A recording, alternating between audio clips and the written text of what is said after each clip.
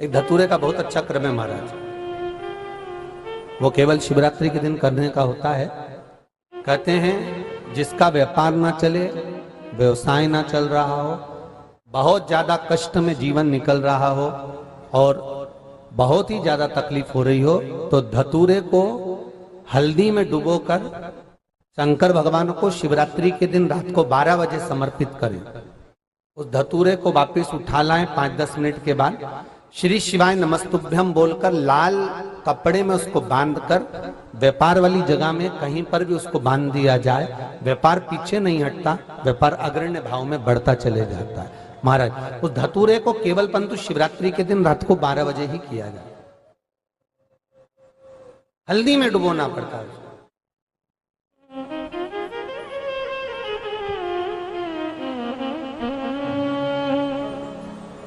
यही प्रमाण एक क्रम में और है महाराज जी। लिंग पुराण कहती है, मान लो किसी व्यक्ति को कोई एक भारी बीमारी हो गई, बड़ा रोग हो गया और वो रोग डॉक्टर कह रहा है कि ये ठीक नहीं होना है, बहुत तकलीफ उसमें है और कष्ट ही कष्ट है, वो ठीक नहीं हो रहा, दवाइयां लग रही है, गोलियां खा रहे हैं। तो महाराज उसका भी वर्णन है। 7 धतूरे, कितने धतूरे लेना है? 7 धतूरे। कोई सी भी शिवरात्रि से मतलब महीने में एक बार शिवरात्रि आती है, प्रत्येक महीने आती है। किसी भी शिवरात्रि के दिन 7 धतूरे लेकर, एक धतूरे में मौली, लच्छा, नाड़ा लपेटकर चंद्रमौली भगवान का स्मरण कर उस मौली को लपेटकर 6 धतूरे में हल्दी लगाकर शंकर भगवान की जो जलाधारी है, जलाधारी में आपको पहले भी वर्णन किया है, शंकर भगवान का ये शिवलिंग है, ये जलाधारी है, ये भगवान का जल निकलने का स्त्रोत, चरणारविंद का भाव। शिवलिंग जहां रखा हुआ है ये पार्वती जी का हस्त कमल, जो ये गोल भाग है ये पार्वती का हस्त कमल, जहां शिवलिंग रखा है। जहां से जल नीचे गिरता है उसके सीधे भाग में श्री गणेश जी महाराज का स्थान है, उसके उल्टे भाग में श्री कार्तिकेय जी का स्थान है। जलाधारी के सामने एक मोटी सी लाइन होती है, कहीं सांप बना होता है, कहीं स्थान बना होता है। जो मोटी सी लाइन है ये शंकर भगवान की सबसे छोटी लड़की अशोक सुंदरी का स्थान है। जलाधारी के ऊपर जो 3 टेकी लगी है ये भृगु ऋषि का, भृंगी गण का स्थान है। इसके ऊपर जो कलश है, कलश में जो पानी भरा जाता है वो पानी जो बूंद बूंद नीचे गिरता है, ये शंकर भगवान की 5 लड़कियों का स्थान है। जया, विषहरा, सामरीबारी, धोतली और देव, ये 5 लड़कियों का स्थान है। शंकर भगवान का संपूर्ण परिवार शिवलिंग के सामने से, जहां से जल चालू होता है गिरने के लिए, नीचे की ओर जब जल जाता है उस स्थान पर भगवान शंकर के सारे गणों का स्थान है। फिर जब जल बहकर सामने की ओर जाता है, जितनी दूर तक जल जाता है उतनी दूर तक भगवान शंकर के उस जल भाग को ग्रहण करने के लिए 33 कोटि देवताओं का स्थान है। इसलिए उस जल को हम लांघते नहीं है, क्योंकि वहां 33 कोटि देवता विराजमान रहते हैं महाराज। तो जो बीमारी डॉक्टर ने बता दी और बहुत बड़ा रोग हो गया और शरीर में कष्ट है, ठीक नहीं हो रहा, चाहे लीवर से जुड़ा हो, चाहे किडनी से जुड़ा हो, चाहे कैंसर से जुड़ा हो, और मान लो शरीर में कहीं गांठ भी हो गई है और वो मिटी नहीं रही हो, तो महाराज निवेदन 7 धतूरे, एक धतूरे पर मौली लपेटकर वो शंकर जी के शिवलिंग के ऊपर चढ़ाना। 6 धतूरे, उसमें से एक धतूरा भगवान श्री गणेश जी का स्थान, दूसरा धतूरा श्री कार्तिकेय जी का स्थान, तीसरा धतूरा अशोक सुंदरी का स्थान। महाराज शंकर भगवान की जगदम्बा जी के हस्त कमल के ऊपर एक धतूरा, 5, एक धतूरा जहां से जल नीचे की ओर बहकर जा रहा हो, पानी जिस जगह से नीचे गिर रहा हो बिल्कुल वहीं पर एक धतूरा चढ़ा देना है। उस धतूरे को चढ़ाने के बाद वो धतूरा वापस लेकर आना है। अवधूतेश्वर महादेव का नाम लेकर या चंपेश्वर महादेव का नाम लेकर उस धतूरे को, जो बीमार व्यक्ति है उसका स्पर्श कराकर बेलपत्री के पेड़ के नीचे पटकवा देना है महाराज। धीरे धीरे रोग में आराम मिलना प्रारंभ हो जाता है, औषधियां धीरे धीरे समाप्त हो जाती हैं और व्यक्ति स्वस्थ हो जाता है। ये केवल शिवरात्रि के दिन ही होता। 12 महीने शिवरात्रि आती है, आप किसी भी शिवरात्रि को कर सकते हो, किसी भी शिवरात्रि। भगवान शंकर का स्मरण। महाराज जी कोई पूछे कि ये किस पुराण से लिया गया है तो आप बता देना, लिंग पुराण के तृतीय स्कंद भाव में से वर्णन लिया गया है। ठीक है, कौन से पुराण में से है? लिंग पुराण के अंतर्गत। आप उसका स्मरण कर सकते हो, आप उसका अनुमोदन कर सकते हो। शिव स्मरण। देखो, किसी पुराण में, भागवत पुराण उठा लो, आदिकादिक पुराण उठाओ, किसी पुराण में ज्यादा उपाय नहीं मिलेंगे आपको। मिलेंगे तो शिव महापुराण में मिलेंगे। उसका कारण क्या है? तो शंकर भगवान की इस पुराण में वेदव्यास जी ने क्यों लिखा? तो वेदव्यास जी से भी प्रश्न किया गया कि आपने सारी पुराण भक्ति के पद पर लिखी और शिव महापुराण जो लिखी वो रोग से मुक्ति के लिए लिखी। शंकर भगवान की इस पुराण में ऐसा क्या वर्णन लिखा? वेदव्यास जी ने वर्णन किया है महाराज। सती खंड के अंतर्गत वेदव्यास जी लिखते हैं कि शंकर भगवान मृत्यु लोक के देव हैं, और मृत्यु लोक के देव हैं तो अपन जितने भी मृत्यु लोक में, चाहे वो जलचर हो, थलचर हो, वायुचर हो, चाहे वो मनुष्य हो, जो पृथ्वी पर जन्म लेता है, उसका अगर कोई पूर्वज है तो वो शंकर भगवान ही है। शंकर भगवान हमारे दादा, परदादा, परदादा के भी परदादा हैं। और ईमानदारी से बोलना, घर में अगर बहू तकलीफ में होती है तो घर की जो बुजुर्ग होते हैं ना, उनको दुख होता है। घर में अगर बेटा दुखी होता है तो घर का जो बुजुर्ग होता है, दादा पिता होता है, उसको दुख होता है। उसी तरह घर का बुजुर्ग देव अधिदेव महादेव हैं। शंकर जी की ये कथा हमारे दुख और तकलीफों को मिटाने के लिए, जिससे हम स्वतंत्र आनंद में जीवन को जी सके। अब वो मनुष्य भटके तो ये उसकी मर्जी। इतना सब कुछ होने के बाद भी लोग यहाँ भटकते हैं। पहले सारे देवी देवताओं के पास धोख लगा जाते हैं, फिर वहां से काम नहीं होता तो पीर पैगंबर के पास पहुंच जाते हैं, वहां से काम नहीं होता तो फिर किसी ढोंगी प्रपंची के चक्कर में फंस जाते हैं, वहां से काम नहीं होता फिर किसी प्रपंची के पास में घूमने फिरने वाले के पास चले जाते हैं, आखिरी में सारा धन बर्बाद कर कर बैठ जाते हैं। तब आखिरी में फिर शंकर की शरण में जाते हैं, और जब पूरी तरह से बर्बाद हो जाता है तब शिव के पास आया। पहले आ जाता तो सुख का बानी हो जाता।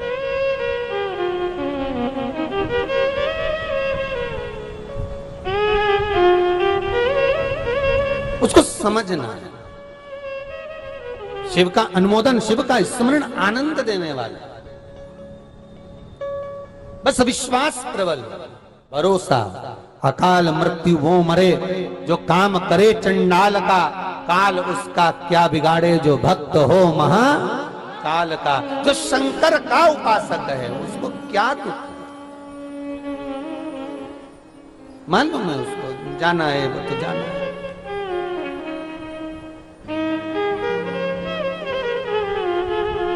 अब शिव कथा कर रहे हैं। भगवान शंकर के त्रिपुंड को मस्तक पर धारण करना चाहिए, तो क्या स्त्री, क्या नारी भगवान शंकर के त्रिपुंड को अपने मस्तक पर धारण कर सकती है?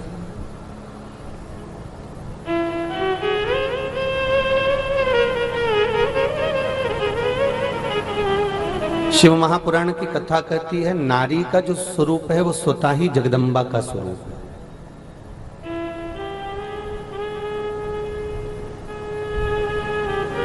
स्त्री स्वयं माता पार्वती का ही एक अंश है।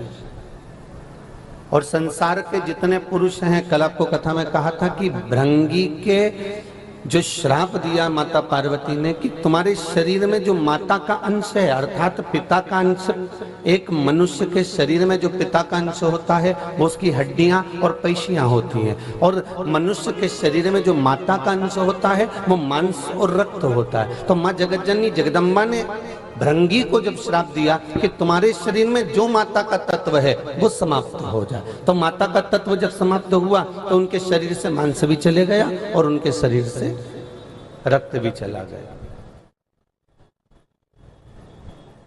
शिव महापुराण की कथा कहती है कि संसार का एक एक पुरुष स्वयं शिव का ही भाव है, और संसार की एक एक माताएं स्वयं जगदम्बा का ही भाव है।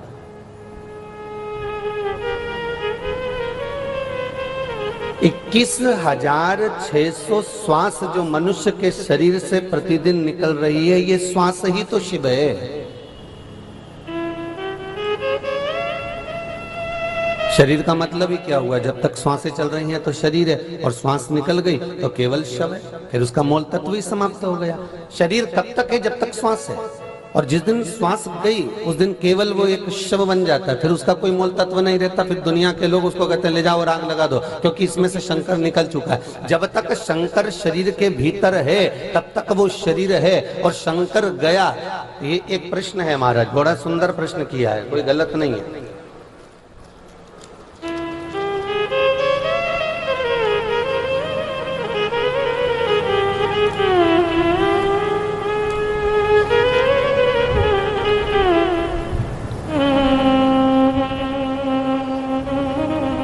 आपने कहा कि शंकर भगवान को सत्य पसंद है। राम नाम सत्य है, सत्य बोला गया है। उच्चारण सत्य का, राम नाम सत्य का केवल मृत्यु के समय पर किया जाता है। उसके अलावा शुभ कार्य में, अच्छी जगह पर राम नाम सत्य क्यों नहीं बोला जाता? पहले तो ये बताओ कि मना किसने किया?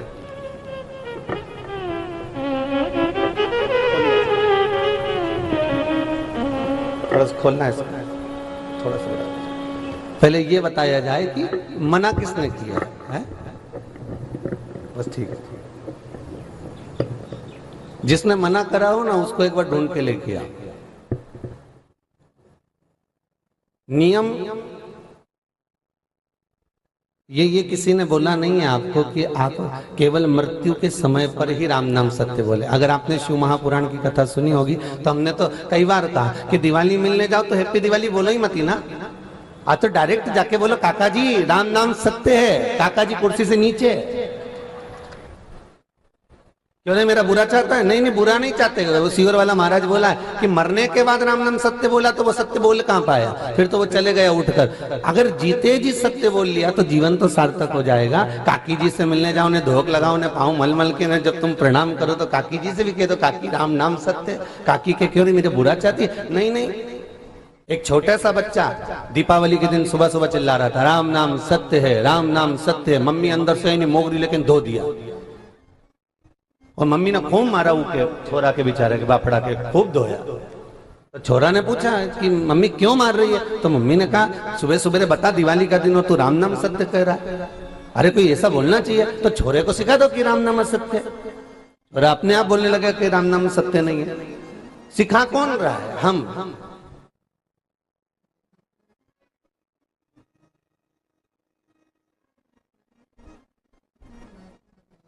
गलतियां कौन करवा रहा है? हम स्वतः। पुराण कवि ये मंदिरों में लोग पीछे परिक्रमा करते हैं, और परिक्रमा करने के बाद मंदिर के पीछे प्रणाम करते हैं, दंडवत करते हैं, साष्टांग करते हैं। भैया कौन सी पोथी में लिखा है, किस जगह पर इसका प्रमाण मिलता है कि मंदिर के पीछे प्रणाम करो? मंदिर की परिक्रमा करो ये हमारा हिंदू धर्म कहता है। वृक्षों की परिक्रमा करो ये हमारा हिंदू धर्म कहता है। माता पिता गुरुजन की परिक्रमा करो ये हमारा हिंदू धर्म कहता है। पर हिंदू धर्म ये नहीं कहता कि मंदिर की परिक्रमा करने के बाद मंदिर को पीछे से प्रणाम करो। क्यों? क्योंकि एक बार माता लक्ष्मी ने भगवान विष्णु से पूछा था, नाथ मैं आपसे पूछना चाहती हूँ कि आपके आगे क्या है और आपके पीछे क्या है? भगवान विष्णु ने कहा था, लक्ष्मी मेरे 33 कोटि देवताओं के अग्रभाग में धर्म का निवास होता है, और 33 कोटि देवताओं के पीछे के भाग में अधर्म का निवास होता है। और इसका प्रमाण कहाँ मिलता है? श्रीमद् भागवत कथा में। भागवत सुनिए सभी ने? अरे बोलो तो फिर बिल्कुल चुप होकर बैठ गए तुम लोग। तो सुनी है ना सबने? तो भागवत में एक प्रमाण मिलता है, जिस समय पर जरासंध युद्ध करने के लिए आए, मथुरा पर आक्रमण करा,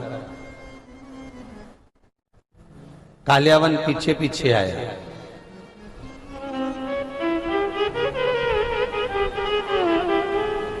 और भगवान कृष्ण दाऊ जी से कह रहे हैं, दाऊ दादा आज युद्ध का मैदान छोड़कर भागना है। बोलो भागे कि नहीं भागे? और नाम पड़ गया रण छोड़ राय। युद्ध का मैदान छोड़कर भागना है दाऊ दादा, तैयारी कर लो। दाऊ दादा ने पूछा काहे के लिए भागना है? ये सामने कालियावन खड़ा है, जरासंध खड़ा है, लड़ अच्छे से। भगवान कृष्ण कहते हैं दाऊ दादा, जरासंध से लड़ने में दिक्कत नहीं है, दिक्कत है कालियावन से लड़ने में। तो कालियावन से क्या तू डरे? डरना वरना तो है ही नहीं अपने को, फिर क्या दिक्कत है? भगवान कृष्ण ने कहा दाऊ दादा, ये कालियावन जो सामने खड़ा है ना, ये युद्ध करने के लिए तो आया है, पर दिक्कत इतनी सी है कि इतना दान करता है, इतना पुण्य करता है, इतना सत्कर्म करता है, हे राक्षस प्रवृत्ति का, पर दान पुण्य सत्कर्म इतना ज्यादा करता है कि इसको मारना इतना सरल नहीं है। इसको तो कोई तपस्वी मार सकता है, इसको तो कोई जोगी, कोई सन्यासी, कोई साधक, कोई उपासक ही इसको मार सकता है, ये इसको मैं नहीं मार सकता हो। भगवान कृष्ण जैसे ही बोले तो दाऊ दादा बोले, तू ठाकुर है ठाकुर, तू कन्हैया है, तू नारायण का अवतार है। भगवान बोले नारायण का भले अवतार हूं, पर किसी तपस्वी को, किसी दानी को, किसी सत्कर्मी को, किसी भगवत भजन करने वाले को, किसी स्मरण करने वाले को, किसी पतिव्रता धर्म का पालन करने वाली नारी को, किसी भगवत भजन में डूबे हुए जीव को मैं नहीं मार सकता, ये मेरे बस की बात नहीं है। तो क्या करेगा? भगवान कृष्ण कहने लगे भागेंगे। भागने से क्या होगा? भगवान कृष्ण कहने लगे जब मैं आगे आगे भागूंगा, ये मेरे पीछे पीछे भागेगा, पीछे पीछे भागेगा तो ये मेरी पीठ देखेगा, और पीठ देखेगा तो इसने जितना पुण्य करा होगा वो अपने आप समाप्त हो जाएगा। समाप्त होगा, जैसे ही गुफा में प्रवेश करेगा उसको मुचकुंद के नेत्र द्वारा जला दिया जाएगा। बस इतना सा काम करना है। अब भगवान आगे आगे भागे, कालियावन पीछे पीछे भागा, गुफा में प्रवेश कर गए, मुचकुंद के ऊपर से कपड़ा हटाया और उसके नेत्र खुलते से कालियावन जलकर भस्म हो गया। क्यों? क्योंकि उसका पुण्य समाप्त हो गया था। शिव महापुराण की कथा कहती है कि मंदिर के आगे धर्म का निवास होता है। मंदिर की परिक्रमा करो कोई दिक्कत नहीं है, देवताओं की परिक्रमा करो कोई दिक्कत नहीं है, पर मंदिर की परिक्रमा करते करते जब तुम लोग पीछे माता भड़कते हो नहीं,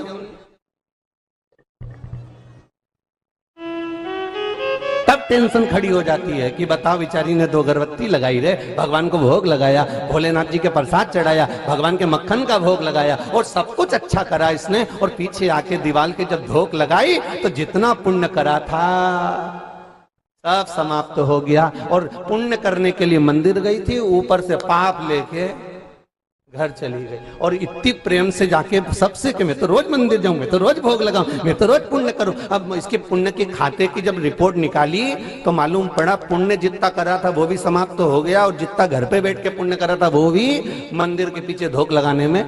तो मंदिर के जितने ट्रस्टी होते हैं ना, तो वो भी आजकल बेचारे चतुर हो गए, रामायण भागवत सुन सुन के। उनने क्या करा कि ये मानने वाली तो है नहीं, तो इन्होंने क्या करा कि मंदिर के पीछे भी एक फोटो लगाना चालू कर दिया। मंदिर के जो ट्रस्टी है ना, वो भी मंदिर के पीछे भी आजकल एक फोटो लगा देते हैं, भाई ये मानेगी तो है ही नहीं, और ना ये माने, ये प्रणाम जरूर करेगा, और करेगी प्रणाम तो इसलिए अपन एक फोटो लगा दो, एक मूर्ति लगा दो, जिससे कम से कम इसको पाप ना लगे। तो उन्होंने मंदिर के पीछे एक फोटो लगाना प्रारंभ कर दिया, मंदिर के पीछे एक मूर्ति लगाना प्रारंभ कर दिया। अब उसको समझे तो माने ना।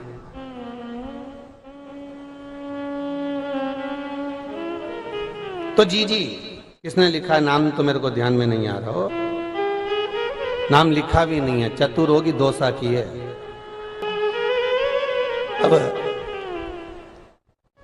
नाम तो नहीं लिखा, पर प्रश्न बहुत सुंदर करा है। ऐसे प्रश्नों को स्वीकार है, भगवान भोलेनाथ आपका भला करे, जो जगत कल्याण के प्रश्न है कि राम नाम सत्य। आपने लिखा है, बहुत बहुत साधुवाद था आपको, एक बार जोरदार ताली बजाएं बाबूजी के लिए, बहुत सुंदर लिखा है, अच्छा प्रश्न है। कहीं ऐसा प्रमाण नहीं मिलता कि आप मरने के बाद ही राम नाम सत्य बोलें। प्रमाण तो राम नाम सत्य मरने के बाद इसलिए बोला जाता है क्योंकि शंकर की शरण में लेकर जा रहे हैं, तो सत्य का स्मरण कराते हुए लेकर जा।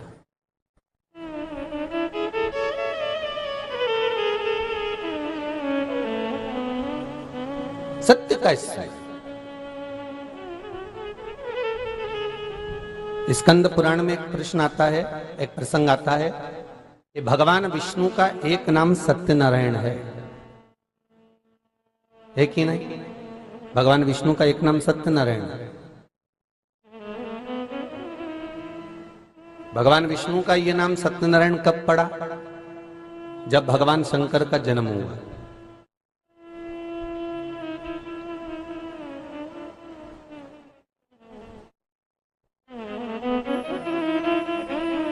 जब भगवान शिव का जन्म दिवस, भगवान शिव का जब जन्म दिवस हुआ, भगवान शंकर का जब प्रागट्य दिवस हुआ, तब भगवान विष्णु का नाम सत्यनारायण पड़ा। अब भगवान राम का जन्म दिवस कौन सी तिथि को आता है? जम के बोलते जाओ। रामनवमी को। भगवान कृष्ण का जन्म दिवस कब आता है? जन्माष्टमी को। दत्त जयंती दत्त पूर्णिमा को।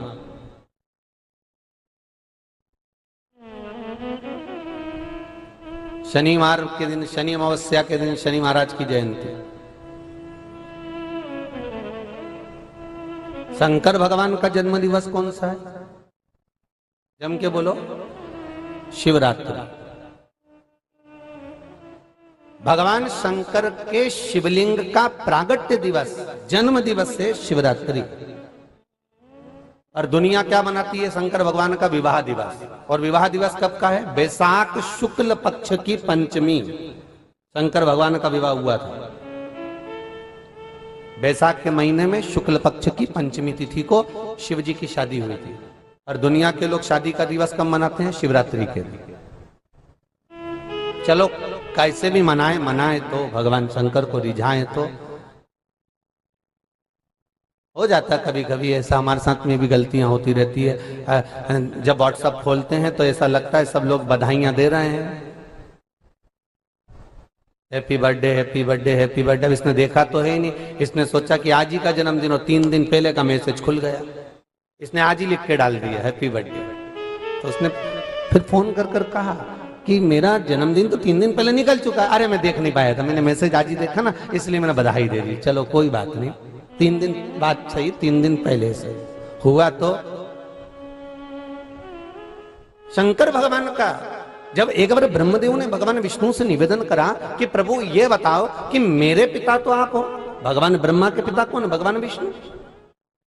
क्योंकि भगवान विष्णु की नाभि से कमल के पुष्प के ऊपर ब्रह्मदेव प्रकट हुए। तो ब्रह्मा जी ने कहा आप मेरे पिता हो। मेरे को यह जानना है कि भगवान राम के पिता श्री दशरथ जी महाराज है, भगवान कृष्ण के पिता श्री वसुदेव जी नंद बाबा जी हैं। मुझे ये जानना चाहता हूं कि मेरे पिता आप हो तो आपके पिता कौन है? भगवान विष्णु भगवान के मुख से निकल गया कि तू मेरे पिता के बारे में पूछ रहा है। मुझे मालूम करना है कि मेरा दादाजी कौन है।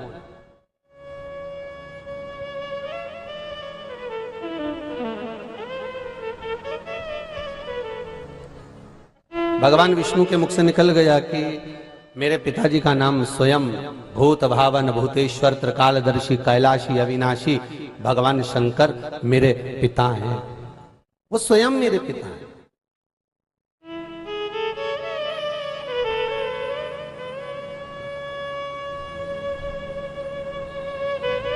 ब्रह्मा जी ने कहा मैं मानता नहीं,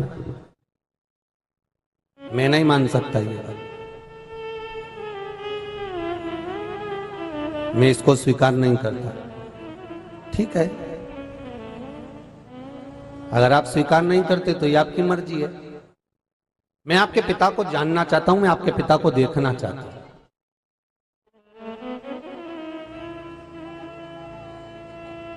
मैं आपके पिता को देखना चाहता हूं एक बार, मैं अपने दादाजी को देखना चाहता हूं। होता है कई बार हम जान नहीं पाते कि हमारा जन्म देने वाला, हमारा जन्मदाता, उसका स्वभाव, उसका स्वरूप क्या है, हम नहीं जान सकते, हमें ज्ञात नहीं हो पाता है।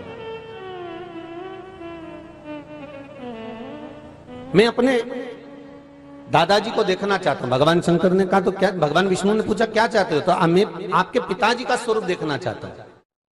ठीक है, चलिए। एक बड़ा सारा पर्वत था, उस पर्वत को भगवान ब्रह्मा और भगवान विष्णु ने घुमाना प्रारंभ करा।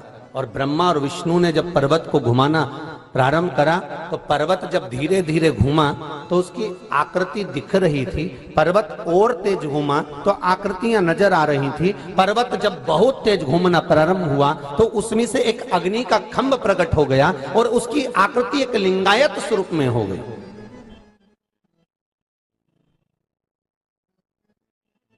एक लिंगायत आकृति प्रकट हो गई और जब वो लिंगायत आकृति प्रकट हुई तब उस लिंगायत आकृति में से आवाज आई, हे ब्रह्मा, हे विष्णु, तुम पूछ रहे थे कि सृष्टि का निर्माण करता है, सृष्टि का पालन करता है, सृष्टि का संहार करता, इस सृष्टि को चलाने वाला है कौन? आखिर भगवान विष्णु का भी पिता कौन हो सकता है? शंकर भगवान कह रहे हैं कि ये मेरा ही स्वरूप है। पर सुनो हे नारायण, आपने और ब्रह्मा ने इस शिवलिंग की उत्पत्ति करी है, इस शिवलिंग को प्रकट करा है, इसलिए मृत्यु लोक में कहीं इस शंकर की मूर्ति नहीं पुजाएगी। अगर पुजाएगा तो शंकर का ये प्रतिबिंब शिवलिंग के रूप में ही पुजाएगा, शंकर का ये स्वरूप शिवलिंग के रूप में ही पूजा जाएगा। भगवान राम की मूर्ति पूजाती है, भगवान कृष्ण की मूर्ति पूजाती है, जगदम्बा जी की मूर्ति पूजाती है, दत्त जी की मूर्ति पूजाती है, शनि महाराज जी की मूर्ति पूजाती है। शंकर भगवान का एक लिंगायत स्वरूप पूजाता है जो कि भगवान ब्रह्मा और भगवान विष्णु ने प्रकट किया है।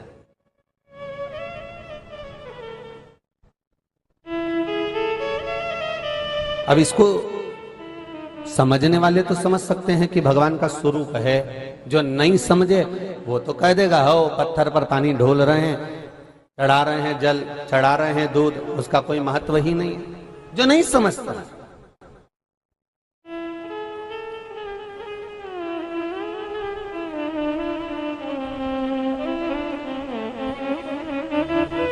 सीधी सीधी बात है, हीरा को परखइयो राम कोई नहीं,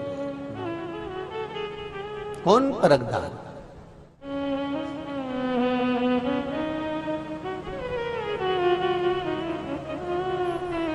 महाराज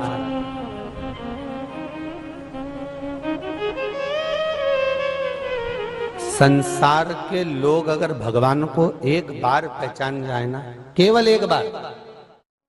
आज कोई जोधपुर से विमल किशोर जी मालानी जी आए हुए थे, शायद उनकी गाड़ी थी तो उनको जाना था, जोधपुर के थे। कल रात को कोई अपने रिश्तेदार के यहाँ रुके थे और मिलने के लिए आए थे, तो बता रहे थे वो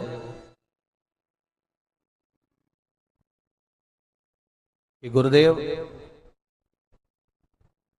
कामकाज में इतने लगे रहे, हम इतने लगे रहे कि हमको समय नहीं मिल पाता था, ना सत्संग का, ना भजन का, ना कथा का, ना कीर्तन का, ना स्मरण का, कोई समय नहीं था। पर लॉकडाउन से जो कथा का रसतत्व हमने ग्रहण करा है, लॉकडाउन से जो हमने कथा श्रवण करी है, उस कथा का जो मूल तत्व है महाराज जी, वो हमने प्राप्त किया। तो ऐसा लगता है कि अब कुछ पाने की तमन्ना ही नहीं रही। अब तो केवल एक शंकर का दर्शन, शिव का स्मरण, शिव का नाम जाप, शिव का मंत्र जाप, इसके सिवाय कोई तमन्ना फिर रही नहीं है, उसके सिवाय फिर कोई तमन्ना नहीं रही।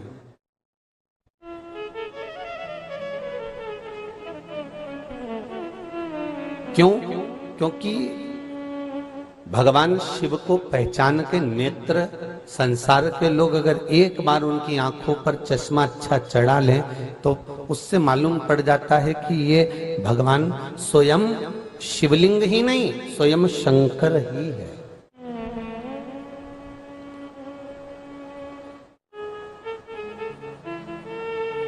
बहू सास को नहीं पहचान पाती, वो तो बेचारी सास जब मर जाती तब याद आती, बहुत अच्छी थी साहब, बहुत बढ़िया, थोड़ी थी कड़क हमारी अम्मा, हमारी सास थोड़ी कड़क जरूर थी पर बोलती बिल्कुल क्लियर थी। और कब बोल रही है? जब वो चली गई, जब हाथ से हीरा निकल गया वो एक कुम्हार जा रहा था और उस कुम्हार को एक चमकदार पत्थर मिल गया, और चमकदार पत्थर उसने उठाया तो सोचा इस पत्थर को ले जाता हूँ अपने बच्चों को खेलने को दे दूंगा। कितना सुंदर चमक रहा। पत्थर को उठा लिया उसने और पत्थर उठाकर ले जाने लगा। मन में आया पत्थर मैं बच्चों को दूंगा और बच्चे कहीं फेंक देंगे, कहीं मिट्टी में दबा देंगे, इससे अच्छा है इस पत्थर को मैं अपने गधे के गले में डाल देता हूँ। तो गधे को बेचारे को लगेगा भी कि कितना अच्छा मेरा सेठ है, उसने मेरे गले में इतना जोरदार पत्थर डाला। उसने वो पत्थर को बांधकर गधे के गले में डाल दिया। अब गधे को लेकर जा रहा था, सामने से एक जोहरी आ रहा था और जोहरी घोड़े पर चढ़कर आ रहा है और उसने उस पत्थर को देखा और देखते से उसकी चमक को देखकर जोहरी रुक गया। उसको लगा कि पत्थर ये हीरा, और ऐसा हीरा दुनिया में कहीं नहीं मिल सकता जिस कुम्हार के पास है। और इसकी बुद्धि मारी गई, भाई हीरे को गधे के गले में डाला। बताओ गजब करा इसने। जौहरी को लगा, मुझे लगता है कि इस कुम्हार को इसकी परख नहीं है, ये तो पत्थर समझ रहा होगा चमकदार। मुझे लगता है ये समझदार नहीं है, ये कुम्हार ऐसा ही है, इसको अकल बुद्धि नहीं है, चित्त नहीं है, वृत्ति नहीं है, इसको कीमत नहीं जानता ये हीरे की। जौहरी उसके पास चले गया, उसने कहा अपना क्या जाता है, अपन खरीद लो। जौहरी ने जाकर कहा ये तुम्हारे गधे के गले में जो पत्थर पड़ा हुआ है चमकदार, कहां से मिला? अभी वहां से मिला। बड़ा सुंदर पत्थर है। हाँ चमकदार था, हम बच्चों के लिए ले जा रहे थे, हमने सोचा गधे के गले में डाल दो, इसलिए डाल दिया। गधा भी खुश हो जाएगा, इतना जोरदार चमकदार पत्थर देख के। अच्छा ठीक है, हमको दे दो ये पत्थर, ले लो। कितने में दोगे? 8 आने देना पड़ेगा। अब जौहरी इतना कंजूसड़ा था, उसने मन में सोचा कि इसको कीमत तो मालूम नहीं, करोड़ों की चीज को केवल 8 आने में दे रहा है, पर इसको जब कीमत ही नहीं मालूम तो एक काम करता हूं कि काय को 8 आना, तुम्हें तो 4 आने में लूंगा। अब कंजूस तो जौहरी था, उसने कहा देखो भैया 8 आने तो नहीं दूंगा, 4 आने दूंगा।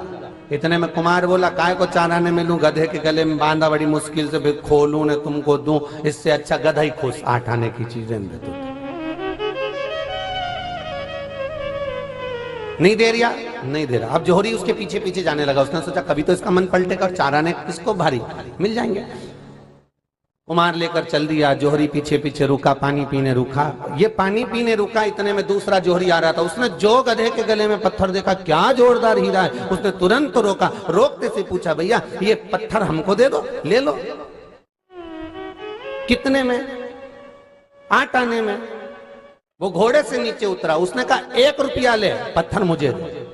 1 रुपया निकालकर उसने वो पत्थर खरीद लिया। इतने में ये पीछे से आया और आते से बोला ले 8 आना ले, दे मुझको। उसने कहा वो तो 1 रुपया में ले गया। वो 1 रुपये में लेकर चले गया। भाई एक व्यक्ति वो होता है जिसको कीमत नहीं मालूम होती, जैसे कुम्हार, और एक व्यक्ति वो होता है जिसको कीमत मालूम है, उसके बाद भी उसको पकड़ नहीं पाता।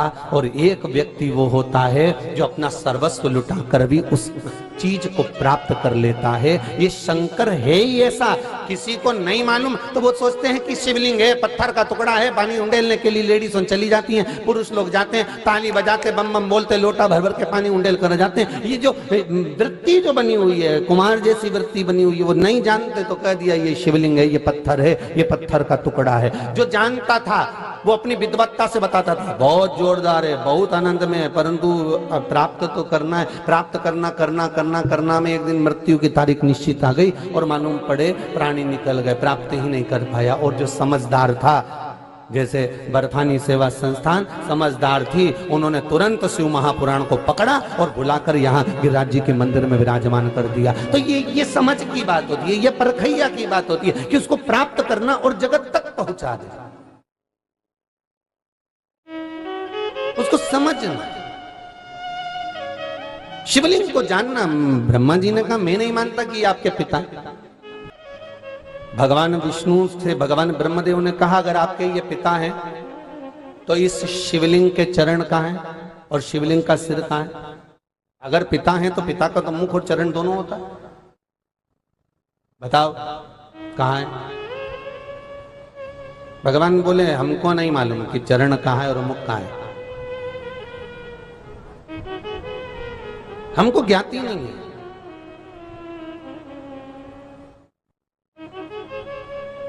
कभी मत बताना बेटे को, जिंदगी में याद रखना, बच्चों को कभी मत बताना कि तुम्हारे पास में कितना धन है।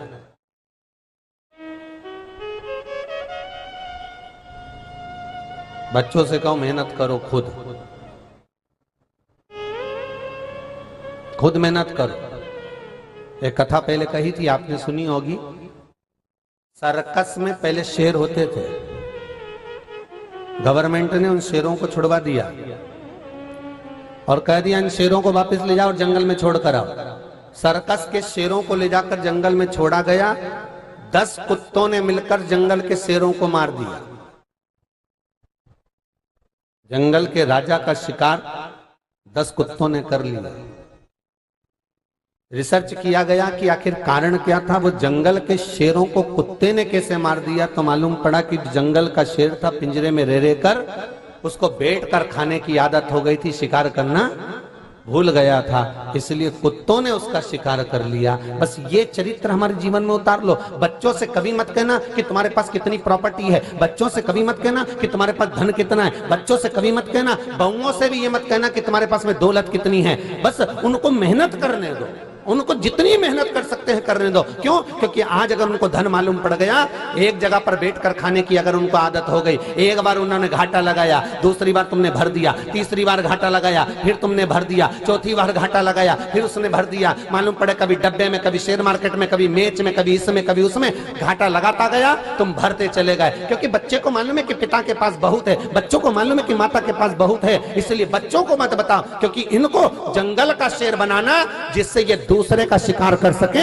मालूम पड़े छोड़कर चले गए, इनका शिकार दूसरा कर ले। ऐसा छोड़कर बच्चों को मत जाना। अपने बच्चों को प्रबल बनाने का प्रयास करिए, अपने बच्चों को श्रेष्ठ बनाने का प्रयास करिए, संस्कारवान बनाने का प्रयास करिए। बताना मत कि कितना है तुम्हारे पास। हम तो सासों से भी कहते हैं बिल्कुल मत बोलना कि तुम्हारे पास कितना है, और नी मत ओन दो। तुम तो बस बाजार से यहां से जाओ ना, तो एक लोहार की दुकान पे खड़े होकर इतनी बड़ी लोहे की पेटी ले लो,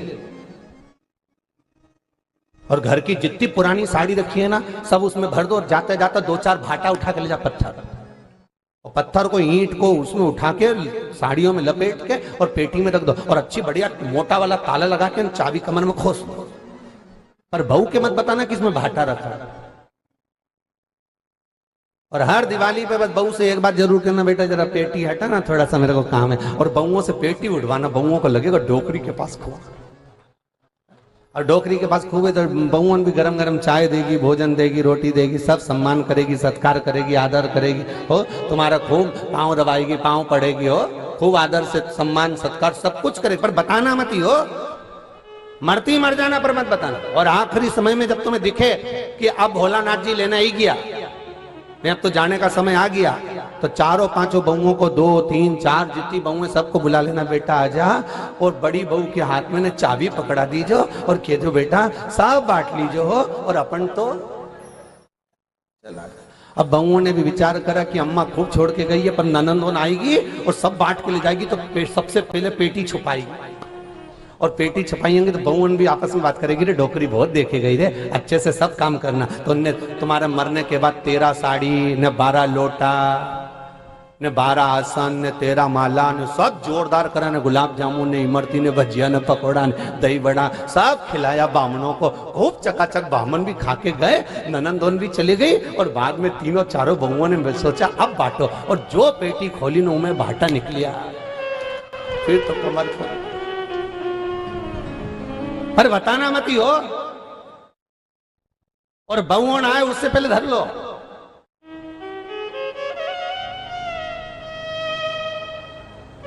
बताना बिल्कुल नहीं है। तुम्हारी चाबी तुम्हारे पास में रखो। एक वो आजकल एक नया फैशन हो गया, जयपुर में, जोधपुर में, इंदौर में, मुंबई में, पुणे में हमने देखा है कि बच्चे रात्रि को 11 बजे के बाद गाड़ियां की चाबी उठाकर गाड़ियां लेकर चाउमीन खाने जा रहे हैं। बोलो सही है कि गलत है? रात को कितनी बजे निकल रहे हैं घर से? 11-12 बजे। जिस समय पे चुड़ैल और भूत खाए।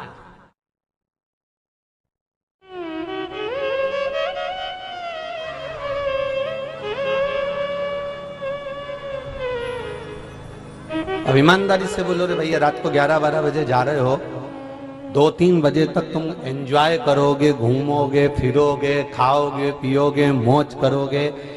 बाप को माँ को तो मालूम ही नहीं बेचारे को, और कब आए और चाबी रख के तुम सो गए। दोपहर में 11-12 बजे तक तो तुम्हारी नींद पूरी हो रही। मम्मी अगर जगाए तो बुरा लग जाए, पाप अगर कुछ कहे तो बुरा लग जाए। कितनी कितनी विचित्र है। मेरा निवेदन है घर के माता पिता से कि प्रयास करना, अपने कमरे में जब सोने के लिए जाओ तो सबसे पहला काम यह करना कि अपने घर की जितनी तिजोरी की चाबी भले तुम्हारे पास में ना हो, पर घर में जितनी गाड़ियां हैं उन गाड़ियों की चाबी अपने सिराने रखकर सो। जिससे आज के जमाने में इतनी तेज स्पीड में लोग गाड़ियां चला रहे हैं, रात को रेस कर रहे हैं, दौड़ा रहे हैं, तो ये घर में आजकल ले देखिए, एक तो औलाद होती है और वो भी औलाद का एक्सीडेंट हो जाए, निपट जाए, तो माँ बाप की क्या गति होती है। अरे हीरो होंडा को मत संभालो रे, ये हीरो जैसी औलाद को संभाल लो। वो हीरो होंडा काम नहीं आएगी, नहीं हीरो काम आ जाएगा बाद में। और यही हीरो अगर बिगड़ गया तो हीरो होंडा किसको दिखाओगा? अरे बोलो तो, ये हीरो होंडा दिखाओगा किसको? हीरो जैसी औलाद बिगड़ जाएगी, करोगे क्या फिर इस हीरो होंडा का?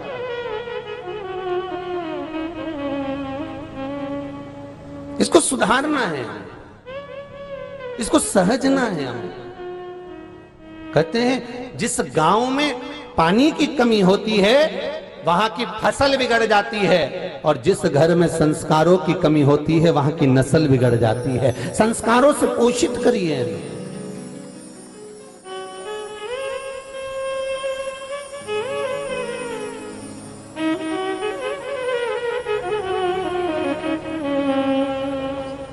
संस्कारवान बनो।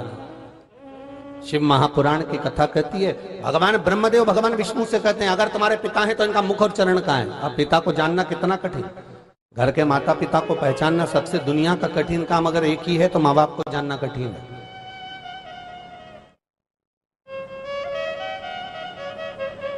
बड़ी बहू कहती है मम्मी छोटी को ज्यादा चाहती है, छोटी बहू कहती है सास बड़ी को ज्यादा चाहती है, बड़ा बेटा कहता है मेरे माँ बाप छोटे को ज्यादा चाहते हैं, छोटा बेटा कहता है मेरे माँ बाप बड़े को ज्यादा चाहते हैं। किसी माँ बाप से पूछो तो एक बार जाकर कि माता पिता किसको चाहते हैं, तो माता पिता एक ही शब्द कहेंगे, माँ बोलेगी तो एक ही बात कहेगी कि मैंने दोनों बेटों को बराबर का दूध पिलाया है, इसलिए मेरे लिए दोनों बराबर हैं। पर भेद माँ ने नहीं करा, भेद पिता ने नहीं करा, भेद ये जो त्रिवेणी संगम इकट्ठा होता है ना घर में, गंगा यमुना सरस्वती, ये जब 3 घाट की देवियां आके इकट्ठी होती है ना, ये स्लो पाइजन देती रहती है। ये थोड़ा थोड़ा स्लो स्लो पाइजन देख लो तुम्हारी मम्मी को।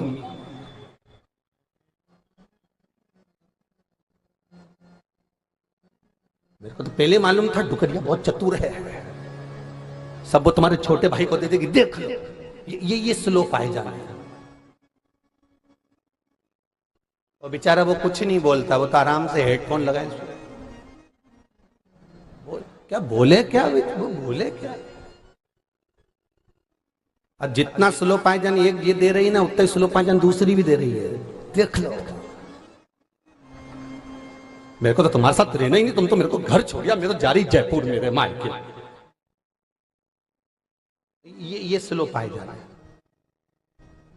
धीरे धीरे धीरे धीरे ऐसा स्लो पाइजन दिया कि बच्चों की निगाह में, बेटे की निगाह में भी ये हो गया कि माँ बड़े को ज्यादा चाहती है कि छोटे को ज्यादा चाहती है। उसके खोट धीरे धीरे दिखाए गए, दिखाते दिखाते वो घर धीरे धीरे टूट गया, समाप्त। और किसी माता पिता से पूछो तो जरा एक बार कि वो किसको चाहती है। माँ कहेगी मैंने बराबर का दूध पिलाया है, मेरे लिए सब बच्चे बराबर हैं। मैंने बराबर का श्रृंगार करा, मेरे लिए बच्चे बराबर हैं। मैंने बराबर का सोना चढ़ाया इनके विवाह में, मेरे लिए बराबर है। अरे आदर करो माँ बाप का, सम्मान करो, सत्कार करो उस माता पिता का जिसने अपनी रकम तुड़वा तुड़वा कर तुम्हारी बहुओं को चढ़ावे में चढ़ा दी। खुद ने नहीं पहनी, एक से बढ़कर एक कपड़े तुम्हारी बहुओं को चढ़ा दिए। सम्मान करना चाहिए, एक तरह का आदर सत्कार करना चाहिए कि उसने अपने पास नहीं रखा, सब तुमको दे दिया, सब तुम्हें प्रदान कर दिया।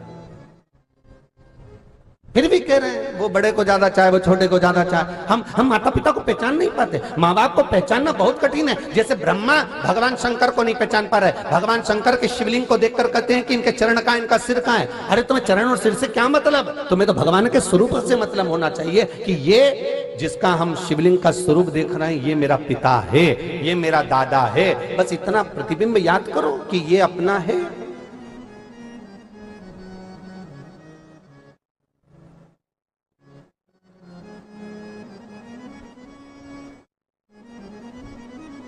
हम उसको तो पहचान नहीं रहे।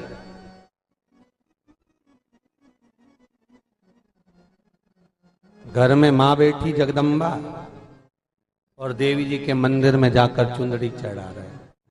मां जगत जननी को प्रसन्न करना, मां अम्बे जगदम्बे को प्रसन्न करना, चुंदड़ी चढ़ाना। खूब चिल्ला चिल्ला के प्रचार करा, खूब दमदारी से।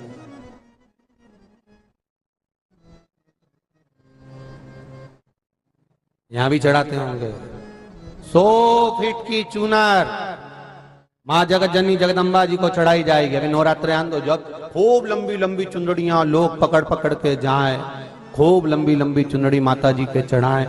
इन सबका फोटो खींच के रख लो एक बार, और इनको फोटो खींच के यूं रखो और इनके घर में जाके पूछो कि ये माता जी के तो साड़ी पहना है, पर घर की माँ को कभी दिवाली पे साड़ी लाके देखे? इनका फोटो खींच के रखो जितनी चुंदड़ी चढ़ाने जाए।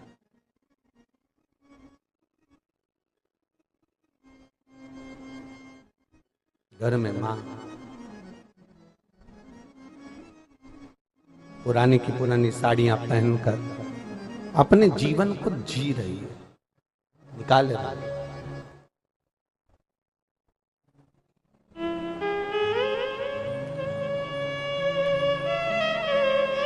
हम पहचान नहीं पाते, ब्रह्मा जी पहचान नहीं पा रहे भगवान शिव के शिवलिंग को। क्या चाहते हो ब्रह्मदेव? भगवान विष्णु ने पूछा तो ब्रह्मदेव कहते हैं मैं जानना चाहता हूं कि भगवान शंकर का सिर कहां है। मैं शिवलिंग में भगवान शंकर का सिर ढूंढने के लिए जाऊंगा। चले जाओ। और भगवान ब्रह्मदेव कहने लगे आप चरण ढूंढने के लिए जाओ। भगवान विष्णु चरण ढूंढने के लिए चले और ब्रह्मदेव सिर देखने के लिए चले। भगवान ब्रह्मा ऊपर जाते गए जाते गए जाते गए जाते गए और भगवान विष्णु नीचे जाते गए। अताल तलातल रसातल में जब भगवान विष्णु पहुंचे, भगवान के चरण नहीं मिले तो भगवान विष्णु समझ गए कि भगवान के चरण ढूंढना कठिन है, पिता को जानना बहुत कठिन है। भगवान विष्णु वापिस आ गए। ब्रह्मा जी जाते गए जाते गए जाते गए, आगे जाते जाते उनको एक केतकी का फूल मिल गया। केतकी के फूल को देखा तो ब्रह्मा जी ने पूछा कितना सुंदर फूल है, एक केतकी के पुष्प, तू मेरे साथ नीचे चल और भगवान विष्णु के सामने चलकर कह देना कि ब्रह्मा जी को भगवान शंकर का सिर मिल गया। केतकी के फूल ने बोला कि मैं झूठ क्यों बोलूं? व्यक्ति झूठ जब बोलता है जब उसमें उसका कोई फायदा होता है।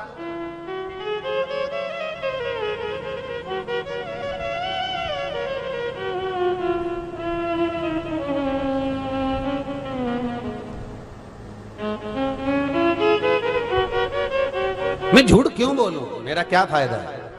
केतकी के फूल ने कहा अगर आप चलकर बोलोगे, ब्रह्मा जी कह रहे हैं केतकी के पुष्प तू चलकर अगर नीचे बोल देगा एक बार कि ब्रह्मा जी को सिर मिल गया तो मैं सारे देवताओं पर तुझे चढ़वाऊंगा, तुझे सुगंधित बनाकर रखूंगा। भगवान केतकी के पुष्प ने कहा ठीक है चलो बोल देता हूं, पर मेरी बात अगर ब्रह्मदेव भगवान शंकर ने भगवान विष्णु ने नहीं मानी तो इतने में भगवान ब्रह्मा ने कहा चिंता मत करो, सामने से गौ माता आ रही थी, उसको रोक लिया। हे गौ माता इधर आओ जरा। गौ माता बोली हाँ प्रभु बोलिए क्या बात है? ब्रह्मा जी ने पूछा गौ माता कहाँ जा रही है? बस थोड़ा भ्रमण करने के लिए जा रही है। आप हमारे साथ नीचे चलोगी क्या? क्यों? चलकर एक बार भगवान विष्णु के सामने कह देना कि ब्रह्मा जी को भगवान शंकर का सिर मिल गया।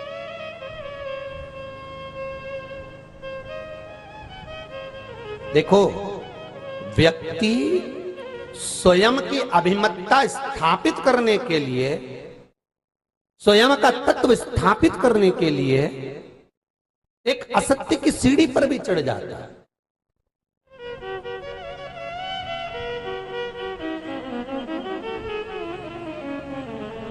राम कथा में एक बात आती है, सारे देवताओं ने मिलकर भगवान शंकर से कहा, भोलेनाथ जी ये रावण तुम्हारा चेला है, तुम्हारी सेवा करता है, पूजन करता है, अर्चना करता है, तुम्हारी आराधना करता है। 33 कोटि देवताओं ने जाकर, सारे देवी देवताओं ने जाकर रावण को समझाया, तुम क्यों नहीं समझाते?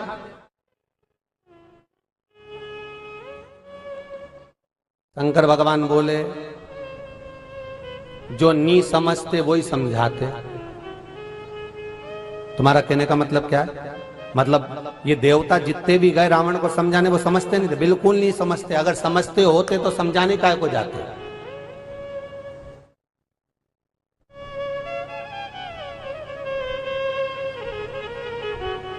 हम ये अच्छे से जानते हैं कि ये किसी से नहीं समझेगा, तो फिर समझाने की जरूरत क्या? अरे बोलो तो सही है कि गलत है? पर दुनिया के लोगों की आदत रहती है खूब समझाने का प्रयास करेंगे, जब मालूम है समझेगा ही नहीं तो क्या समझाना। उसका अभिमान कितना था लंकाधिपति रावण का, जब जब शंकर जी के सामने जाता था खूब हंसता था, जोरदार तरीके से खूब ठाका लगा लगा के हंसता था। तो एक बार ब्रह्मा जी ने पूछ लिया भगवान शंकर से कि तुम्हारे सामने खड़े होकर इतना हंसता क्यों? और तुम्हें देख देख कर कहता है, भोलेनाथ देखो मुझको, शंकर जी देखो मुझको। शंकर जी ने ब्रह्मा जी से पूछा, तो ब्रह्मदेव ने पूछा, ये बार बार ऐसा क्यों कहता है कि देखो मुझको? भगवान शंकर बोले, हमारा चेला है।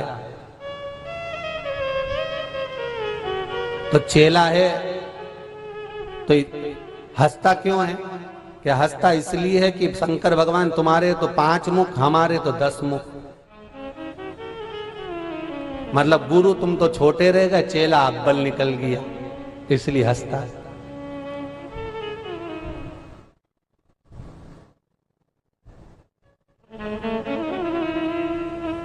शंकर भगवान से पूछा कि ये बताओ कि ये रावण में अक्ल मक्कल नहीं है क्या?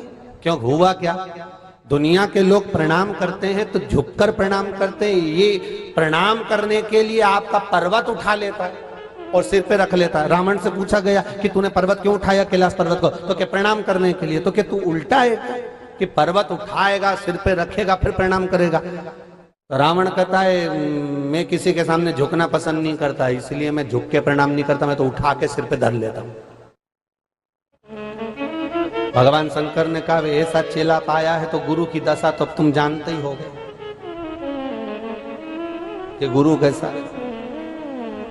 अपने को नहीं बोलना, तुम तो समझाओ भी मती, जो हो रहा है होने दो बस। क्या किसको रोई है, जम के बोलो, चादर तान के सोई, आग लगे बस्ती में अपन रहो मस्त। अपने को बोलने की जरूरत ही नहीं, अब समझाओ उसको जो समझ जाए, इसको क्या समझा।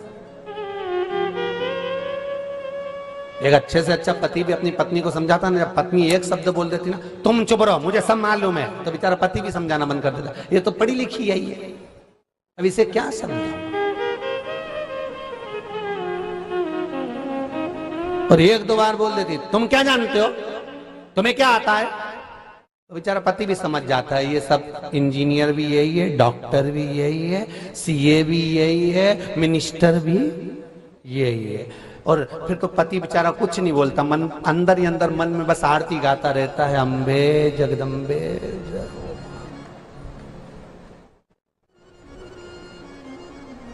अब पत्नी कहती है मंदिर चलो मेरे साथ में, तो पति मन में सोचता क्या करूंगा जाके, तू है तो क्या करूं जाके। जब तू बात बात में कहती है तुम समझते ही नहीं हो, तुम्हें तो अकल ही नहीं है, तुम तो जानते ही नहीं हो, तुमने मुझे पहचाना ही नहीं है। पति बोले 18 साल तुझे पहचानने में लग गया, 18 साल से।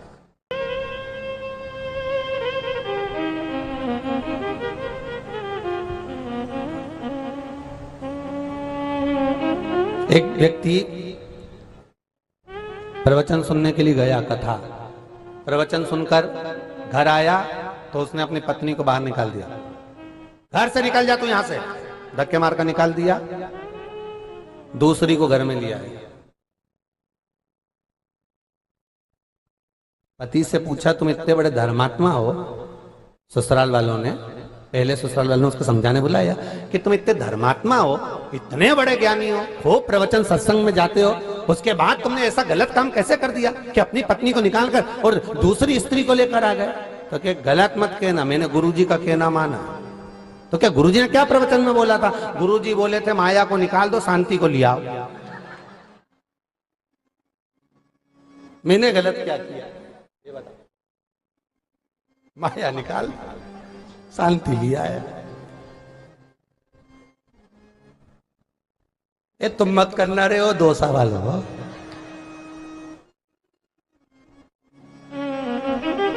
अब गुरुजी बोले उसको समझे सो जाने, भगवान शिव को समझे तो कोई, शंकर को जाने तो कोई।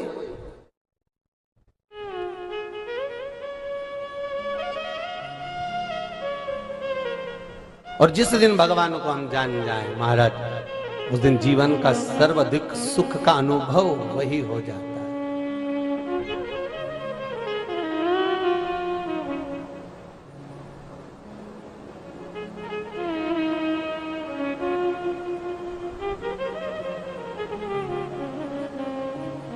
बस वो मन का भाव शिव को, गौ माता ने कहा मैं झूठ बोलूंगी स्वीकार होगा, क्यों नहीं, क्यों नहीं होगा। और बस गौ माता ने विचार कर लिया, देखा जाएगा, चलते हैं, और भाव लेकर भगवान के द्वार पर पहुंचेंगे। मेरे पिता है भगवान शिव, ये शिवलिंग साधारण नहीं, ये मेरे पिता का एक प्रतिबिंब है। हिंदू धर्म के अंतर्गत व्यक्ति का एक प्रतिबिंब माना जाता है पिंड। क्या माना जाता है? प्रतिबिंब, पिंड को माना गया है। और जो पिंड होता है वो हमारे यहाँ कहते हैं शिवपिंडी। शिवपिंडी मतलब एक पिंड को एक आकृति दी जाती है जिसको लिंगायत स्वरूप ही कहा जाता है। भगवान विष्णु कह रहे हैं ये सामने जो शिवलिंग दिख रहा है ये मेरे पिता हैं, मैं जानता हूं, तो चरण देखने की जरूरत क्या। मैं गया था नीचे, और जब नीचे गया सब दूर देख कर आया तो भगवान के चरण तो कहीं मिले नहीं। मुझे भगवान के चरण नहीं मिले। जैसे ही कहा चरण नहीं मिले तो शिवलिंग में से आवाज आ गई। शंकर के शिवलिंग में से आवाज आई, है नारायण, आपने इस शिवलिंग की साक्षी में सत्य कहा, शिवलिंग की साक्षी में आप सत्य बोले हो, इसलिए आज से आपका नाम सत्य नारायण होगा। आज से आपका नाम, स्कंद पुराण कहती है, भगवान शिव का नाम, भगवान शंकर, भगवान विष्णु का नामकरण संस्कार कर रहे हैं कि तुम सत्यनारायण कहलाओ।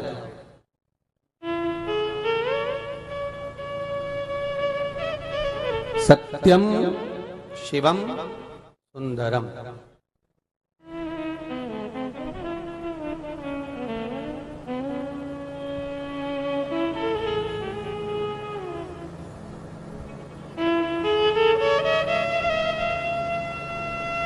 यदि जीवन में सत्य है तो शिव जरूर मिलेगा, और शिव अगर मिल गया तो जीवन सुंदर अपने आप हो जाएगा, अपने आप सुंदर हो जाएगा। अगर जीवन में सत्य है तो शिव मिलेगा, और शिव मिला तो जीवन सुंदरमय अपने आप हो गया। सत्यम शिवम सुंदर।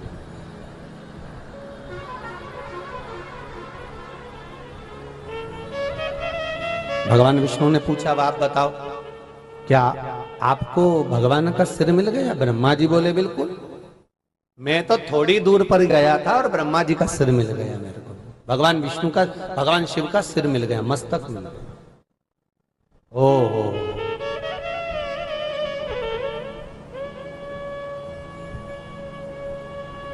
आकाशवाणी हो गई शिवलिंग में से, और आकाशवाणी होकर कहा ये ब्रह्मा झूठ बोल रहा है, ब्रह्मा झूठ बोल रहा है, ये आकाशवाणी हो गई। ब्रह्मा जी कर रहे हैं, आकाशवाणी झूठी है, ना मानो तो केतकी के फूल से पूछ लो। केतकी का पुष्प ब्रह्मा जी ने निकाला, उठा कर दिया, ले भगवान विष्णु के सामने, बोल केतकी के फूल। भगवान ब्रह्मदेव को सिर मिला कि नहीं मिला भगवान शंकर का? केतकी के पुष्प ने कहा भगवान ब्रह्मा को तो सिर मिल गया। आकाशवाणी हो गई शिवलिंग में से, ये केतकी का फूल झूठ बोलता है। ए ब्रह्मदेव, तुम भी झूठ बोल रहे हो और केतकी का फूल भी झूठ बोलता है। ए केतकी के पुष्प, तू शंकर के शिवलिंग की साक्षी में तूने झूठ बोला है। मैं तुझे श्राप देता हूं, सारे देवताओं पर तू चढ़ेगा पर शंकर पर कभी नहीं चढ़ेगा। अगर भूल से भी अगर कोई केतकी का पुष्प शंकर को समर्पित कर देगा तो 1000 गौ हत्या के बराबर उसको दोष लग जाएगा। इसलिए सारे फूल पत्ती कांटे जो मर्जी पड़े शंकर को चढ़ाओ, पर केतकी का पुष्प शंकर को कभी मत चढ़ाओ, जीवन में कभी नहीं चढ़ना चाहिए। सारे पुष्प चढ़ाओगे चल जाएगा, पत्तियां चढ़ाओगे तोड़कर चल जाएगा, सब कुछ भगवान को समर्पित करोगे चल जाएगा। और केतकी के पुष्प भगवान शिव को नहीं चाहिए, क्योंकि 1000 गौ हत्या के बराबर दोष है मात्र एक केतकी का पुष्प शिव को चढ़ गया भगवान शिव। इतने में ब्रह्मदेव बोले ये आकाशवाणी झूठी हो रही है, ना मानो तो पूछ लो। तो भगवान कह रहे हैं कि गौ माता से पूछ लो। ये गौ माता बेटी सामने गाय खड़ी थी, भगवान विष्णु ने पूछ लिया क्यों गौ माता, आप बताओ क्या ब्रह्मदेव को भगवान शंकर का सिर मिला? तो गाय ने उसी समय पर कह दिया हाँ ब्रह्मा जी को सिर मिला है। गाय झूठ बोल दी, आकाशवाणी शिवलिंग में से फिर हो गई। ये गौ माता जगत की माँ होकर, जगत धात्री होकर, जगत की अंबिका होकर, ये जगत की माँ गौ माता होकर ये झूठ बोलती है। हे गौ माता, तूने शिवलिंग की साक्षी में झूठ बोला है, मैं तुझे श्राप देता हूं, तेरा पूरा शरीर पूज्य होगा, पर जिस मुख से तू झूठ बोली है वो मुख तेरा अशुद्ध माना जाए। तूने झूठ कहा है, तो झूठ बोल रही है।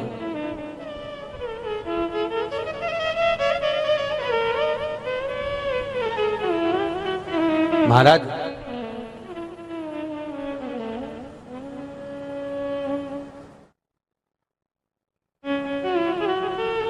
मनुष्य के मुख से निकला हुआ एक झूठ 1000 पुण्य को समाप्त कर देता है, 1000 पुण्य को नष्ट कर देता है। पर महाराज, आप कहे तो पुराण की बात रहे हो, पर महाराज जी आज के जमाने में अगर झूठ नहीं बोला जाए तो काम ही नहीं होता।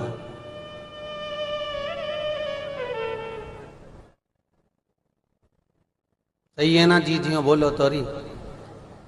चलो तो अगर ये बात भी सही है, मान लेते हैं कि अगर झूठ नहीं बोलो तो काम नहीं होता।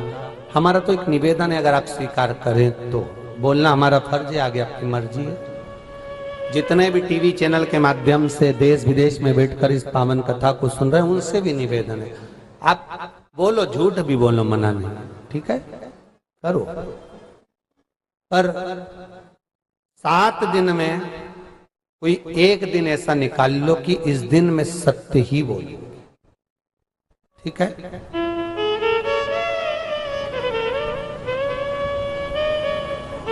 महीने में एकादशी कितनी होती है?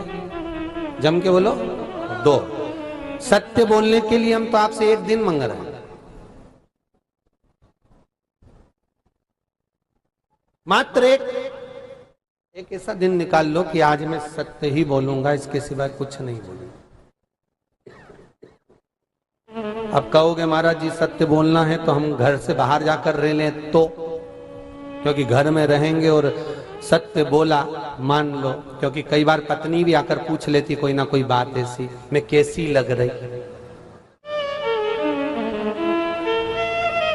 अब भले अच्छी नहीं लगे, पर अगर उसने सत्य बोल दिया तो कि तू ऐसी लग रही जैसे मुझे डर आ रही, तो कई बार हो जाता है। एक पत्नी तैयार होकर पति के पास जाके पूछा नई साड़ी पहनकर, क्यों जी कैसी लग रही, कैसी लग रही? अब पति बेचारा अच्छे मूड में था, बोलना नहीं चाह रहा था, उसने कहीं कथा में सुन लिया था कि सत्य बोलना चाहिए। अब बोले तो बोले क्या, मैं कैसी लग रही, मैं कैसी लग रही? पति के मुख से निकल गए ऐसी लग रही जैसे हरी घास में भैंस चल रही। अब बोले बोल क्या सकता है?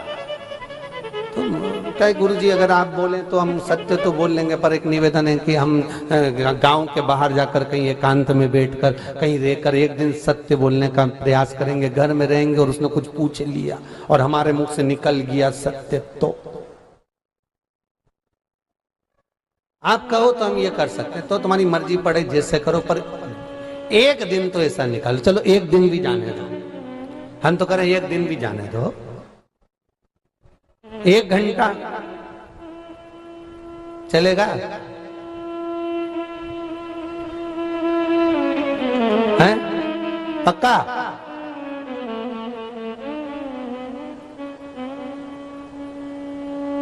अच्छा, इतनी जो बैठी है ना ये 2 पंडाल में, ये तो बिल्कुल पक्के में बोलती हाँ चले, पर इधर वाली संशय में पड़ गई। पकड़ा गए तो 1 घंटा भी सोच में पड़ गया कि 1 घंटा सत्य बोले कि नहीं बोले। चलो अच्छा ठीक है, 1 घंटा भी जाने दो, ठीक है, वो भी नहीं बने, आधा घंटा ले लें हैं कि 1 घंटा चलेगा? पक्का? बस तो फिर दीन बंधु दयालु दया कीजिए, कल से जो 1 घंटा सत्य नहीं बोले उसे उठा लीजिए। 1 घंटे ही सत्य नहीं बोले तो रख के करेगा क्या? ऐसे भगवान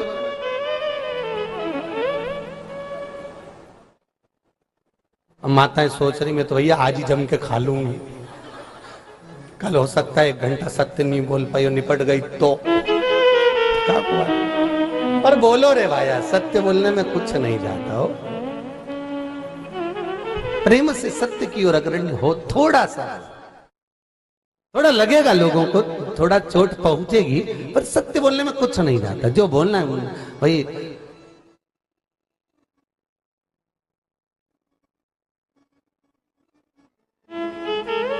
थोड़ा सा बोलो और बोलो। शुरुआत कर लो, राम नाम, अच्छे से बोलो जरदमदारी से, राम नाम सत्य। बड़ी प्रसन्नता में बोलना है ये नाम भी हो, बिल्कुल ऐसे नहीं वो शमशान मुर्दे को लेकर जा रहे हैं और जितने अर्थी के पास हैं बस वही चिल्ला रहे राम नाम सत्य, पीछे वाले तो बात करते हो जा रहे हैं, अब की बार फसल बिगड़ गई है। महाराज शिव शंकर की कथा कहती, ओगड़दानी त्रिकालदर्शी भगवान शंकर ने तुरंत कहा गौ माता तू झूठ बोल रही है, जगत की मां होकर तू झूठ बोली है, तेरा पूरा शरीर पूजा जाएगा पर तेरा मुखा पूज्य होगा। हिंदू धर्म में सारे दान आगे से होते हैं, केवल एक हिंदू धर्म में गौदान एक ऐसा होता है जो पीछे से होता है, गाय की पूंछ पकड़ कर किया जाता है। क्यों? क्योंकि इसने झूठ बोला था, इसलिए हिंदू धर्म में सारे दान, वस्त्र दान, अन्न दान, स्वर्ण दान, मुद्रा दान, सारे दान आगे से, पर गौदान गाय की पूंछ पकड़कर पीछे से किया जाए, क्योंकि ये झूठ बोल।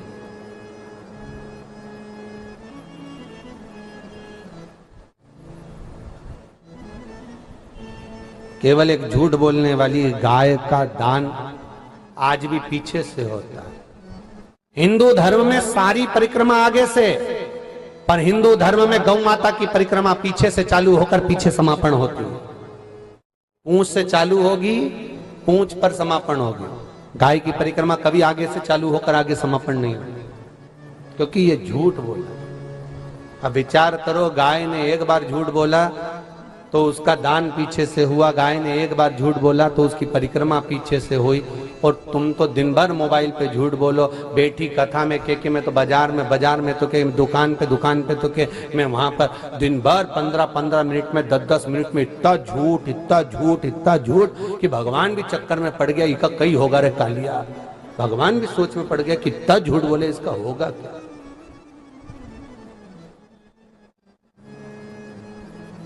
सत्यनारायण जी की कथा करवा दिया, पंडित जी पोथी बांट रहे, उसमें भी झूठ बोल रहा, बस 15 मिनट में पहुंच लिया, 1 घंटे में पहुंचा।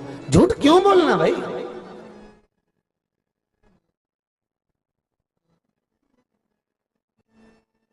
सत्य बोलने में जाता क्या। एक जमाई बहुत काला था, बहुत काला, और वो ससुराल आ गया, वो ससुराल आया, उसकी सास ने उसको खूब श्रीखंड और रबड़ी और दूध और मलाई ने दही खूब खिलाया, सास ने खूब जोरदार तरीके से। अब जमाई कहने लगा हमको जाना है, हमें जान दो।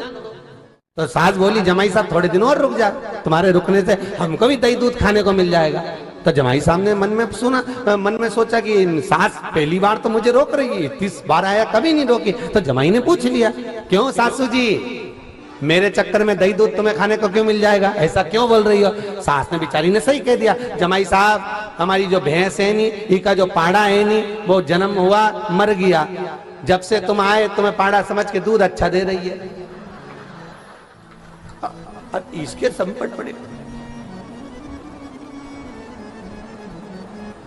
अभी ये पाड़ा के जमाई की एक समझ गई कि तुम्हें देख के दूध अच्छा दे रही है तो तुम रुको, इसलिए तुम्हें श्रीखंड खाने को मिल रहा है, इसलिए तुम्हें दही मिल रहा है, इसलिए तुम्हें दूध मिल रहा है। जी भैया जी ने जो प्रश्न किया है बाबूजी आपने कि सत्यम अर्थात सत्य, राम नाम सत्य को कहीं बोल नहीं सकते क्या? क्यों नहीं कह सकते, सर्वाधिक कहिए, मन पड़े जहां कहिए, इस पर कोई रोक नहीं है।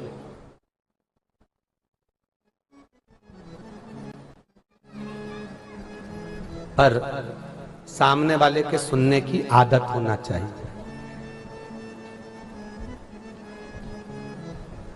सत्य कड़वा होता है, सत्य खारा होता है,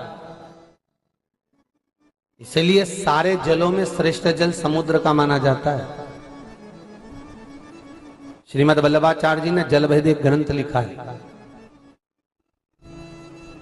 श्रीमद् वल्लभाचार्य जी ने जल भेद ग्रंथ के अंदर लिखा कि बावड़ी का जल, खड्डे का जल, तालाब का जल, कुएं का जल, बारिश का जल, नदी का जल, सरोवर का जल, हापसी का जल, हेडपंप का जल, इन सारे जलों में सर्वश्रेष्ठ जल कौन सा? तो श्रीमद् वल्लभाचार्य जी लिखते हैं समुद्र का जल सर्वश्रेष्ठ है। समुद्र का जल श्रेष्ठ क्यों बताया? समुद्र का जल तो खारा होता है। तो श्रीमद् वल्लभाचार्य जी लिखते हैं कि समुद्र का जल श्रेष्ठ इसलिए क्योंकि सत्य बोलने वाला हमेशा बुरा होता है। फिर कहा समुद्र श्रेष्ठ क्यों है? तो कहा जब चांद चंद्रमा बढ़ता है तो समुद्र उछलता है, ज्वार और भाटा। चंद्र बढ़ता है, पूर्णिमा आती है तो समुद्र उछलता है, और चंद्रमा जब घटता है, अमावस्या जब आती है, समुद्र नीचे बैठ जाता है। अर्थात समुद्र जैसा दुनिया में कोई नहीं हो सकता जो दूसरे को बढ़ता हुआ देखकर प्रसन्न होकर उछलता है और दूसरे को घटता हुआ देखकर खुद भी घट जाता है। ये समुद्र की जिंदगी का आनंद सुख है कि हम दूसरे को देखकर अगर कोई आगे बढ़ रहा है, अग्रण्य हो रहा है, कोई आगे बढ़ने का प्रयास कर रहा है, तो ये हमारी प्रसन्नता होना चाहिए कि इसमें और आगे बढ़े, और उन्नति करे, और अग्रण्य हो। पर हमारी आदत ऐसी है कि हम दूसरे की उन्नति को देखकर और दब जाते हैं। ओ बाप रे, इतना गजब। वो बात याद आ गई, एक बूढ़ी अम्मा दरवाजे पे बैठी थी, सामने से कपास की गाड़ी निकल के जा रही थी, और बूढ़ी अम्मा दरवाजे पे बैठी बैठी जैसे ही कपास की गाड़ी निकल के गई तो बुढ़िया ने मन में सोचा कितना कपास एक गाड़ी भर के बिकेगा, कितना पैसा आएगा, ने कितना बड़ा मकान बन जाएगा, ने गाड़ी आ जाएगी। बुढ़िया सोचती सोचती बीमार पड़ गई, लुढ़क के नीचे गिर गई, बेहोश हो गई। डॉक्टर को बुलाया, डॉक्टर सामने पानी का छींटा दिया, इंजेक्शन लगाया, पर नहीं उठी। डॉक्टर सामने पूछा हुआ क्या? क्या कुछ नहीं हुआ, बस यहां से कपास की गाड़ी गई, उस दिन से बेहोश पड़ी है, उठी नहीं रही। डॉक्टर ने सारा इलाज करा पर नहीं उठी। पड़ोसन आई, क्या हुआ? ना जाने क्या हो गया, हमारी अम्मा जी को बस कपास की गाड़ी निकल के गई थी, उस दिन से चक्कर खा के गिरी, 4 घंटा हो गया, होश में ही नहीं आ रही। तो इतने में पड़ोसन तो अच्छे से जानती थी इसकी नस नस को, तो पड़ोसन ने कहा चिंता मत करो, अब भी उठ के बैठे, और वो बाहर गई और बाहर जाके डॉक्टर साहब से कहा तुम हटो, अब भी मैं आऊं 2 मिनट में। और बाहर से दौड़ती दौड़ के, अरे जीजी उठ, जो कपास की गाड़ी तेरे सामने से गई थी उसमें आग लग गई। जीजी उठ के बैठ गई, उठ के, जहां डॉक्टर काम नहीं करे डोकरी ने काम कर दिया। बताओ, दूसरे का भला होते देखे तो चक्कर खा के गिर जा, दूसरे का बुरा होते देखे तो हम दांत में तीली मलमल के क्या अच्छा है, अच्छा है, लगने दो, होने दो।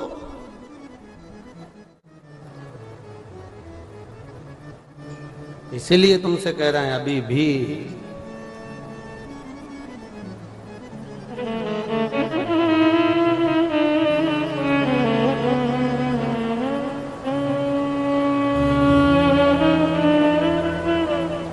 टूट जाए ना माला कहीं प्रेम की, टूट जाए ना माला कहीं प्रेम की, टूट जाए ना माला कहीं प्रेम की, टूट जाए ना माला कहीं प्रेम की, टूट जाए ना माला कहीं प्रेम की, टूट जाए ना माला कहीं प्रेम की, वरना अनमोल मोती बिखर जाएंगे, वरना अनमोल मोती बिखर जाएंगे, टूट जाए ना माला कहीं प्रेम की, टूट जाए ना माला कहीं प्रेम की, टूट जाए ना माला कहीं प्रेम की, टूट जाए ना माला कहीं। शिव की कथा कहती है ब्रह्मा जी ने वही शब्द कहा, असत्यता का बोल बोलकर ब्रह्मा जी ने अपने प्रेम के जो माला थी उसको तोड़ लिया। जो ब्रह्मा और विष्णु और शिव का जो प्रेम था असत्य बोलकर उसको तोड़ दिया गया, झूठ बोलकर, असत्य बोलकर।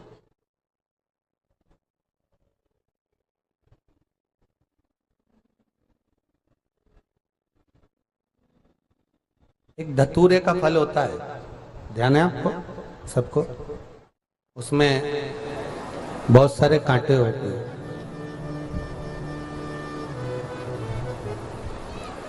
शंकर भगवान को चढ़ाया जाता है, मालूम है आप लोगों को? शिव जी को क्यों चढ़ाते हैं, क्या कारण है? बोलो जल्दी बोलो। धतूरे का पुष्प, धतूरे का फल, धतूरा भगवान शंकर को क्यों समर्पित किया जाता है, कारण क्या? भाई बेलपत्री अपन इसलिए समर्पित करते हैं क्योंकि वो पार्वती जी के भाव से होती है, जगत जननी जगदम्बा के भाव से होती है। चंदन भगवान विष्णु को इसलिए, भगवान शंकर को इसलिए समर्पित करते हैं क्योंकि वो भगवान विष्णु के भाव से होता है, भगवान विष्णु के भाव में। और अक्षत भगवान को इसलिए चढ़ाया जाता है क्योंकि वो पितरों के भाव से होता है।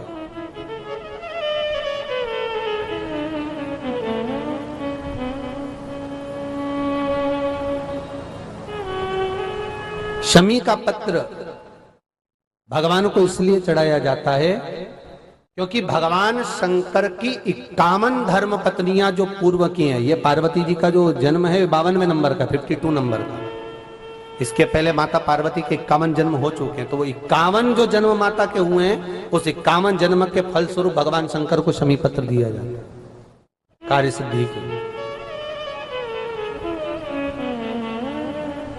10 विद्या, 64 योगिनी, माया, ये सब के भाव से भगवान को वो प्रदान किया जाता है शमी पत्र। कमल का पुष्प भगवान शंकर को नेत्रों के भाव से दिया जाता है।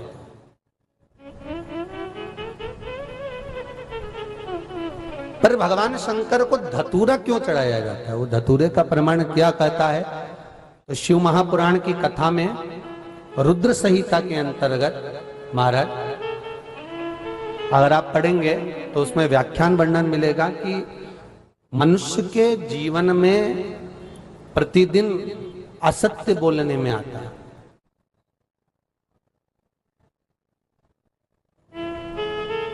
उसके मुख से कई बार असत्य का संबोधन निकल जाता है, झूठ निकल जाता है, असत्य निकल जाता है। तो हमारे यहाँ शास्त्र कहता है सबसे पहला धतूरा भगवान शंकर को अगर किसी ने समर्पित करा था तो ब्रह्मदेव ने करा था महाराज। और उसका भी प्रमाण है कि हर चीज का प्रमाण होना चाहिए। देखो कि आखिर भगवान के मंदिर के पीछे क्यों नहीं प्रणाम करते, तो उसका भी प्रमाण होना चाहिए। कि कोई आपसे पूछे तो आप बता तो सकते हो, केवल कथा के माध्यम से नहीं, आप उसको बता सकते हो कि ये कारण है। आप चंदन चढ़ा रहे हो तो उसका कारण बताना पड़ेगा कि ये चंदन क्यों चढ़ाया। चावल चढ़ाया तो उसका कारण बताओ कि अग्नि पुराण में लिखा है कि अक्षत की महत्वता क्या है।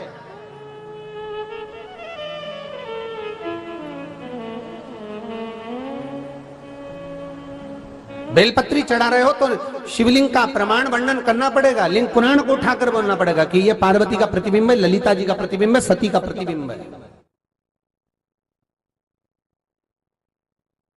एक एक चीज को आज के समय में अगर आप किसी को कोई राय दे रहे हो, कुछ बता रहे हो, तो प्रमाणित करना पड़ेगा कि ये आपको यहां से इसका वर्णन है और आपको ये करना पड़ेगा, उसके अनुसार ये कर्म है। तो शंकर भगवान को सबसे पहला धतूरा भगवान ब्रह्मा ने चढ़ाया था। जिस समय भगवान ब्रह्मा का सिर कट चुका था, अभी आप आगे कथा सुनेंगे, ब्रह्मा का जब सिर कटेगा उसके बाद जब वो स्तुति करेंगे तो देखो भगवान शंकर को प्रसन्न करने के लिए धतूरा चढ़ाएंगे। शिव जी उनको कहते हैं ब्रह्मदेव, ये धतूरा आपने मुझे चढ़ाया है। और क्यों चढ़ाया? क्योंकि आपने असत्य बोला था, उस असत्य को नष्ट करने के लिए आपने मुझे धतूरा समर्पित करा। इसलिए हिंदू धर्म में नियम है, महीने भर में, 2 महीने में, 4 महीने में, 6 महीने में, साल भर में, 2 साल में, 1 साल में कम से कम 1 धतूरा शंकर भगवान को समर्पित करना चाहिए। जिस दिन धतूरा समर्पित करो उसके पहले जितना समय निकला उसमें आपने अगर झूठ बोल भी दिया हो तो भगवान शंकर उसको नष्ट कर दें, इसलिए उस धतूरे का स्मरण होता है।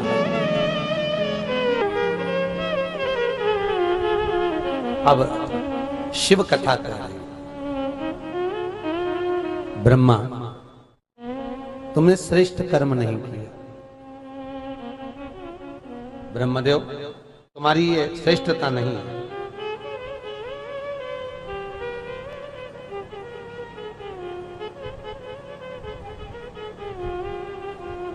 ब्रह्मदेव कह रहे हैं ये आकाशवाणी झूठी है।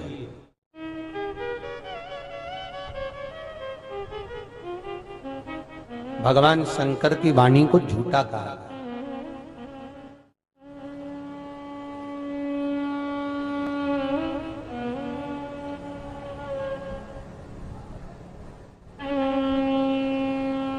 शिव की वाणी को झूठा।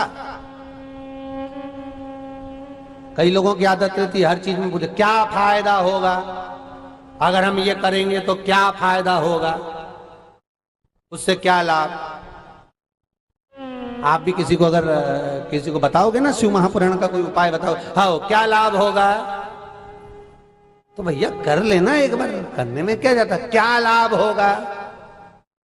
तो जो पूछे क्या लाभ होगा और वो तंबाकू मंबाकू खाता है उससे पूछा तू तंबाकू खाता है इससे क्या लाभ है, तो वो बीड़ी बीड़ी पिए इससे क्या लाभ है। जो पूछे ना इससे लाभ क्या है तो उससे पूछो तू जो कर रहा है उससे क्या लाभ है बता। नहीं बस हम तो करते हैं, अपना शौक है, तो एक बार शौक से उपाय कर ले, हो जाएगा तो हो जाएगा, नहीं होगा तो भोलेनाथ तो है। बोलो राम बोलने में क्या जाएगा, कृष्ण बोलने में, शिव बोलने में क्या जाएगा, कर लो ये।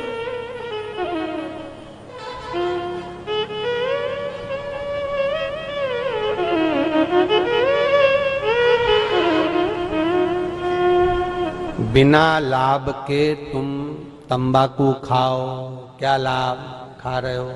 बिना लाभ के तुम झूठ बोल रहे हो, बिना लाभ के तुम बीड़ी आदि का अधिक पी रहे हो, बिना लाभ के तुम मदिरा का पान कर रहे हो। तो एक बार बिना लाभ के, कई लोग भगवान का भजन करना तो लाभ देखेंगे, ऐसा करेंगे तो ऐसा होगा, क्या होगा, नहीं हुआ तो दूसरी चीज खा लिया, नहीं हुआ तो ये भजन ही कर ले, नहीं हुआ तो क्या, राम कहने में कुछ जाएगा।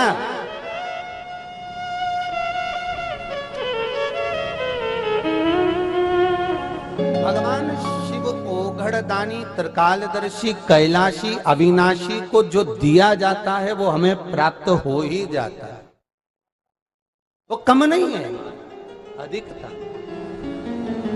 ब्रह्मा आप झूठ बोले हो, उसका दंड तो आपको मिलेगा। भगवान ने आज्ञा कर दी, भोलेनाथ ब्रह्मदेव कर रहे हैं आकाशवाणी झूठी है, तब तो शंकर भगवान ही प्रकट हो गए, भोलेनाथ स्वतः ही आ गए।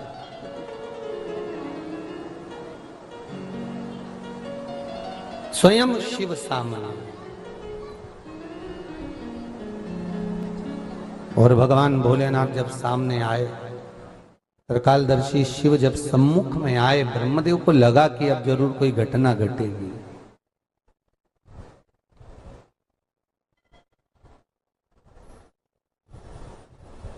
जरूर कोई बात है, सम्मुख आए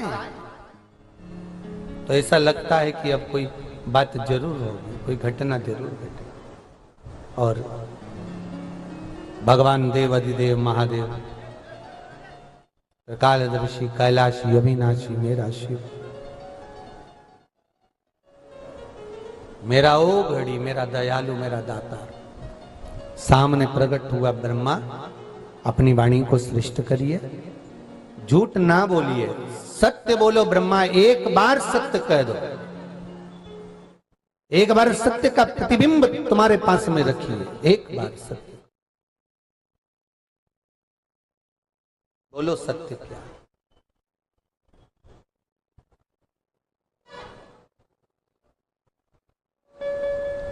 ब्रह्मा कह रहे हैं आकाशवाणी झूठी है, यही सत्य है। यह आकाशवाणी झूठी है, बस यही सत्य है, ब्रह्मा ने कहा। ओ, क्रोध आ गया भोलेनाथ को, शंकर भगवान को क्रोध आया। उन्होंने अपने पैर का नख तोड़ा, अंगूठे का नख तोड़कर फेंका, फेंक कर काल भैरव को प्रकट कर लिया। काल भैरव को प्रकट किया। जाओ काल भैरव, जिस मुख से ब्रह्मा झूठ बोल रहे हैं, जिस मुख से ब्रह्मा असत्य बोल रहे हैं, ब्रह्मा का वो सिर काट दो।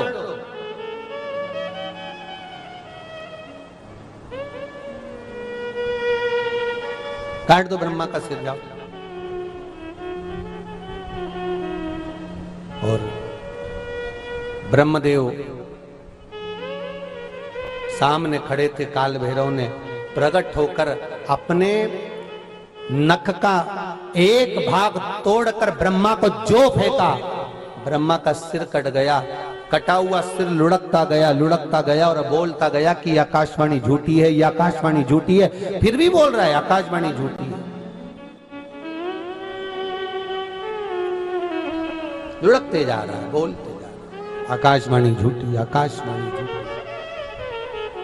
शिव पुराण कहती है ब्रह्मा के झूठ बोलने पर रक्त जो निकला, उस रक्त से एक नदी उत्पन्न हुई जिसका नाम है कर्मनाशा।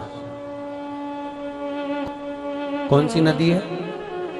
कर्मनाशा, जो उत्तर प्रदेश में भाव से इलाहाबाद काशी मार्ग पर बहती है। कर्मनाशा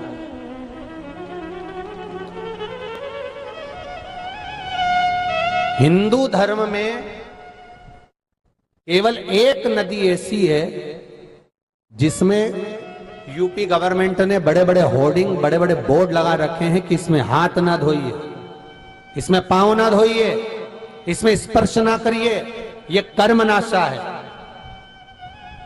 जिस नदी का पानी एक चिड़िया, एक कुत्ता तक नहीं पीता, वो कर्मनाशा है जो ब्रह्मा के रक्त से बने। उसमें अगर कोई हाथ भी धो ले, स्पर्श भी कर ले, पानी का छींटा भी लग जाए, तो व्यक्ति की 7 पीढ़ी में किया गया सारा पुण्य समाप्त हो जाता है। वो कर्मनाशा नदी ब्रह्मा के झूठ बोलने के रक्त से प्रकट है।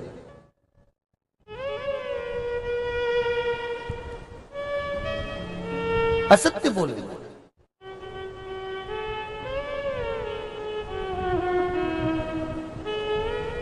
महाराज एक ब्रह्मा का बोला हुआ असत्य ब्रह्मदेव को जीवन पर्यंत दुख में लाकर डाल दिया। जीवन पर्यंत देखो, शास्त्र कहता है व्यवहार पसंद नहीं आवे तो खत्म कर दो। बहुत ध्यान से सुनना, व्यवहार पसंद ना आवे तो खत्म कर दो, पर व्यवहार को खराब मत करो। क्या मत करो? खराब। अर्थात उससे बोलचाल बनाकर रखो जिससे कभी ना कभी उस बात का सुलह हो सके, उस बात का मार्ग प्रशस्त हो सके। पर ब्रह्मदेव ने ये काम गलत कर दिया, असत्य बोला। माना गाय ने असत्य बोला था, माना केतकी के पुष्प ने असत्य बोला था, पर ब्रह्मदेव को अब मान जाना था कि आकाशवाणी सत्य बोल रही, तो भी ब्रह्मदेव नहीं माने कि ये असत्य। रक्त से कर्म नाशा प्रकट हो गए। सारी दुनिया में झूठ बोलो साहब, चलेगा। आप किसी भी मंदिर में जाकर झूठ बोलोगे चलेगा, पर शंकर के मंदिर में, शंकर की कथा में, शंकर के स्मरण में, शंकर के ओटले पर, शंकर के दरवाजे पर, शिव के द्वार पर मुख से निकला हुआ एक झूठ भी तुम्हारी 7 पीढ़ी को रुला सकता। मात्र एक झूठ भी तुम्हारी 7 पीढ़ी को नष्ट कर सकता। शिव के द्वार पर झूठ, शंकर की चौखट में, शंकर के द्वार पर, शिव के मंदिर में, शंकर के ओटले पर झूठ ना निकले। हम माताओं से इसलिए राम मंदिर में बैठने की जगह होती है, कृष्ण मंदिर में बैठने की जगह होती है, शनि महाराज के मंदिर में बैठने की जगह होती है, जगदम्बा के मंदिर में बैठने की जगह होती है, शंकर जी के मंदिर में बैठने की जगह नहीं होती। जो आता है इतना पानी ढोल कर जाता है कि साड़ी बचाकर तो जल चढ़ाना पड़ता है। शंकर के मंदिर में बैठने की जगह क्यों नहीं होती? शंकर के मंदिर में पानी, जगह जगह कीचड़ पानी क्यों पड़ा होता है? कि शंकर कहते हैं मेरे मंदिर में बैठेगी और मुख से अगर झूठ निकल गया तो 7 पीढ़ी को भुगतना पड़ेगा। इसलिए यहां से जा, मेरे पास मत बैठ, घर पर जाकर भजन कर। थोड़ी देर के लिए आइए, दान कर, पुण्य कर, सत्कर्म कर, संकीर्तन कर, जल चढ़ा, दही चढ़ा, दूध चढ़ा और अपने घर को जा। शिव के मंदिर में बैठने की जगह नहीं होती, शंकर के मंदिर में बैठने का कोई स्थान नहीं होता। मोहम्मद बेटा समझ का फेर। जैसे शिव महापुराण कथा कहती है कि सबसे ज्यादा नरक में कौन जाता है, तो शिव महापुराण में वेद व्यास जी लिखते हैं प्रसाद बांटने वाला सबसे ज्यादा नरक में जाता है। अब आप लोगों को चक्कर आएगा, महाराज क्या क्या बोल रहे हो? प्रसाद बांटने वाला नरक में जाता है? हाँ, शिव पुराण में लिखा है कि प्रसाद सबसे ज्यादा नरक में कौन जाता है, तो क्या प्रसाद बांटने वाला। तो प्रसाद बांटने वाला नरक में क्यों जाता है, उसका कारण क्या है? शिव महापुराण की कथा कहती है प्रसाद किटी पार्टी में नहीं बंटता, प्रसाद शादी में नहीं बंटता, प्रसाद जन्मदिन पर नहीं बंटता, प्रसाद धर्म की जगह पर बंटता, प्रसाद मंदिर में बंटता, प्रसाद कथा में बंटता, प्रसाद सत्संग में, संकीर्तन में, भजन में, आश्रम में, भगवान की चौखट पर बंटता है। तो प्रसाद बांटने वाला नरक में क्यों जाता है? शिव पुराण कहती है प्रसाद बांटने वाला जब प्रसाद बांटने खड़ा होता है, अपना वाला आया तो हाथ ऐसा कर देता है, पराया आया तो हाथ ऐसा कर देता है। जो भगवान के दरवाजे खड़े होकर कपट कर जाता है वो सीधे नरक चले जाता है, उसको स्वर्ग नहीं मिल पाता। इसलिए प्रसाद बांटने वालों को ध्यान रखना चाहिए, खुद की पत्नी आए, कितनी भी आंख दिखाए, उतना ही देना जितना दूसरे को दे।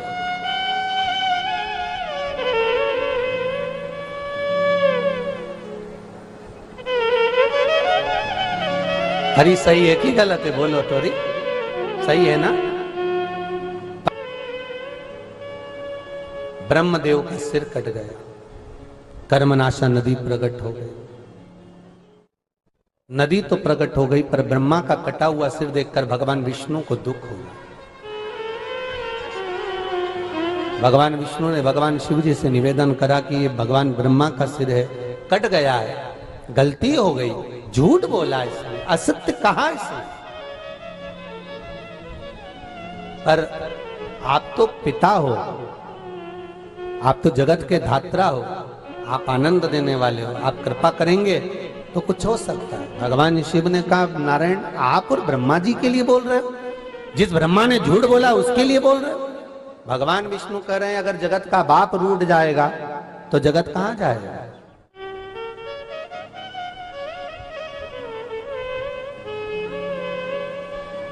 भगवान विष्णु ने एक बहुत सुंदर बात कही है महाराज, बहुत सुंदर बात। भगवान विष्णु कहते हैं लोग, हे भोलेनाथ, सबसे बड़ी बात एक आपको यह कहना चाहूंगा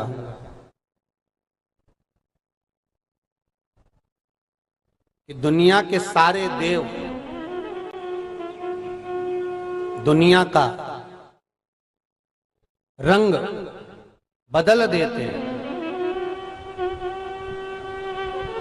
दुनिया के सारे देव दुनिया का रंग बदल देते हैं, पर भगवान विष्णु कहते हैं भोलेनाथ केवल दुनिया में एक हो आप जो दुनिया का वक्त बदल दे। केवल एक आप ही हो जो वक्त बदलने में देरी नहीं रखते।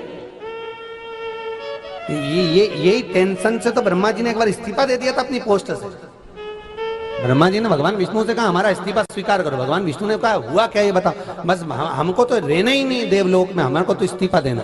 तो क्यों देना इस्तीफा? कि भगवान शंकर के कारण देना। तो शंकर भगवान के कारण क्यों देना? ब्रह्मा जी बोले भगवान विष्णु आप मुझसे कहते हो कि इसके भाग्य में जितना लिखा उतना दो, तो उसके भाग्य में जितना लिखा होता है मैं उतना ही देता हूं। आप भी उतना ही देते हो जितना उसके कर्म में लिखा हुआ है। फिर अरे ये शंकर भगवान का क्या करें? कोई व्यक्ति इनके पास रोता रोता चले जाता है, ये उसका भाग्य तो देखते ही नहीं है कि उसने पूर्व में क्या पाप करा, क्या पुण्य करा, क्या कर्म किया, वो देखते ही नहीं। उन्होंने तो बस उठाया दे दिया। इसलिए या तो इनकी चले या हमारी चले। तो भगवान विष्णु ने भगवान शंकर से पूछा भोलेनाथ जी इधर आओ। भगवान विष्णु बोले भोलेनाथ जी ये बताओ, ब्रह्मा जी भाग्य का लिखा हुआ देते हैं, मैं उनके कर्म का लिखा हुआ देता हूं, और आप शंकर भगवान बोले हमारी मत पूछो। नहीं तो क्यों नहीं पूछो?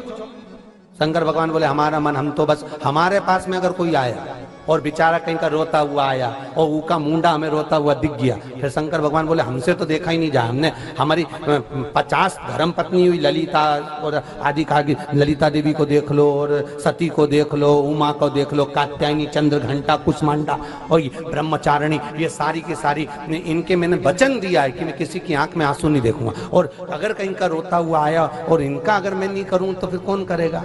तो उन्होंने पूर्व में कर्म कैसा करा? शंकर भगवान बोले कर्म कर रोना तुम रोते रहो, हमें कोई मतलब नहीं, हमने तो अब भी देखा बस। ब्रह्मा जी बोले हमारा इस्तीफा स्वीकार करो। भगवान विष्णु बोले थोड़ी देर शांति से बैठोगे, इस्तीफा स्वीकार करो, इस्तीफा स्वीकार करो। इनसे तो बात करें पहले, ये तो गड़बड़ कर रहे हैं पूरा। शंकर भगवान आप नहीं सुधरोगे क्या? शंकर भगवान बोले हम तो सुधरने वाले हैं नहीं, क्योंकि हम तो शमशान में रहते हैं। जब दुनिया सिधर जाती है तब हमारे पास ही आती है, तो हमें सुधरने की तो जरूरत है ही। तो तुम कुछ कहोगे? शंकर भगवान बोले हमारे मामले में बोलो ही मत। तो क्या नहीं बोलो? राजा श्वेत के प्राण छूट रहे हैं और तुम यमराज से कह रहे हो कि पकड़ मत ले जाना। राजा श्वेत के प्राण छूट रहे हैं और तुम यमराज से कह रहे हो। राजा श्वेत के अंतिम समय में भगवान शंकर के मंदिर में बैठा और यमराज आ गया। यमराज के प्राण छूट गए। यमराज ने कहा मृत्यु देवी को भेज दो। यमराज की मृत्यु देवी को भी शंकर जी ने मार दिया। अब यमराज भी मर गया, मृत्यु देवी भी मर गई। सूर्य नारायण भगवान आ गए, मेरे बेटा और मेरी पोती को मार दिया, कुछ कृपा करो। भगवान विष्णु ने कहा किसने मारा? शंकर भगवान। शंकर जी से पूछा तुमने क्यों मारा? तो क्या मंदिर में क्यों आया? जब राजा श्वेत पूजन कर रहा है तो इसके प्राण लेना जरूरी था, थोड़ी देर से ले लेता।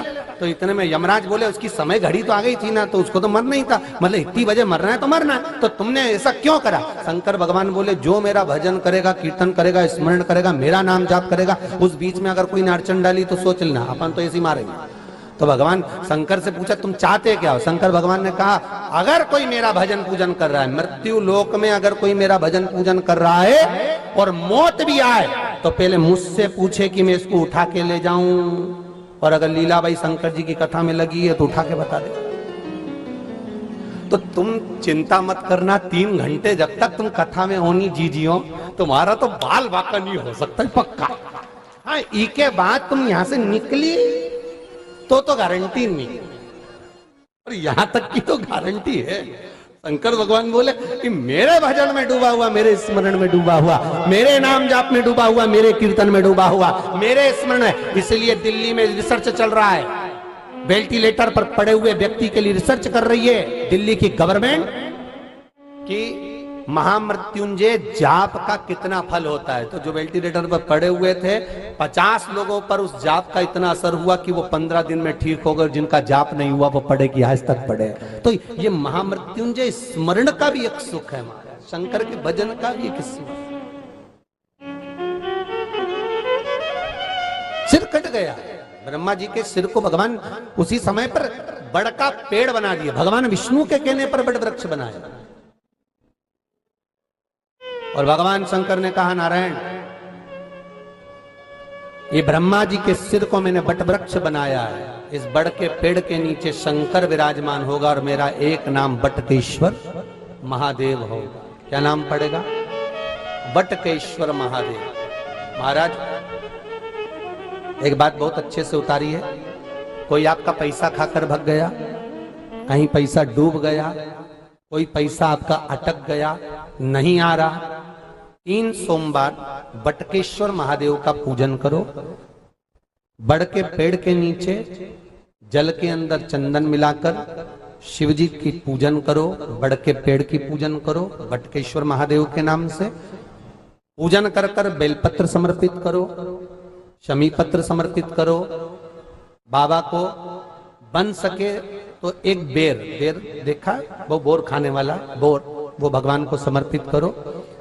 जब 2 सोमवार पूरे हो जाएं, तीसरे सोमवार को बड़ के पेड़ के नीचे की एक डाली, जड़, जो जड़ लटकी होती है वो नहीं, बड़ के पेड़ के जमीन के नीचे की एक जड़ तोड़ कर लिया और उसको अपने साथ अपनी जेब में, लाल वस्त्र में, लाल धागे में रखो।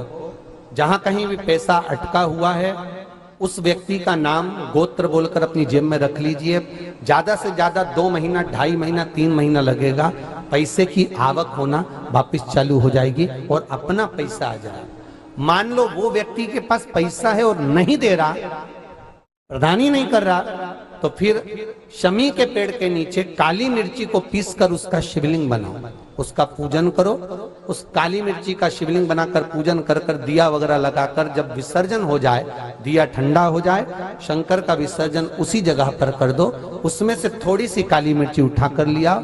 जो व्यक्ति पैसा नहीं दे रहा और जीम जाने की उसकी नियत कपटी हो गई, उस व्यक्ति के घर पर, द्वार पर उससे एक बार वो काली मिर्च कैसे भी छुआ दो, 50 बार हाथ जोड़कर पैसा देकर जाएगा। खा नहीं सकता, ये पक्का, खा नहीं सकता।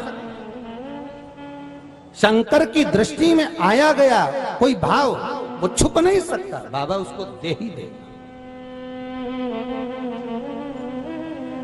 शिव उपासना का सुख ही दूसरा, शिव उपासना का आनंद ही दूसरा।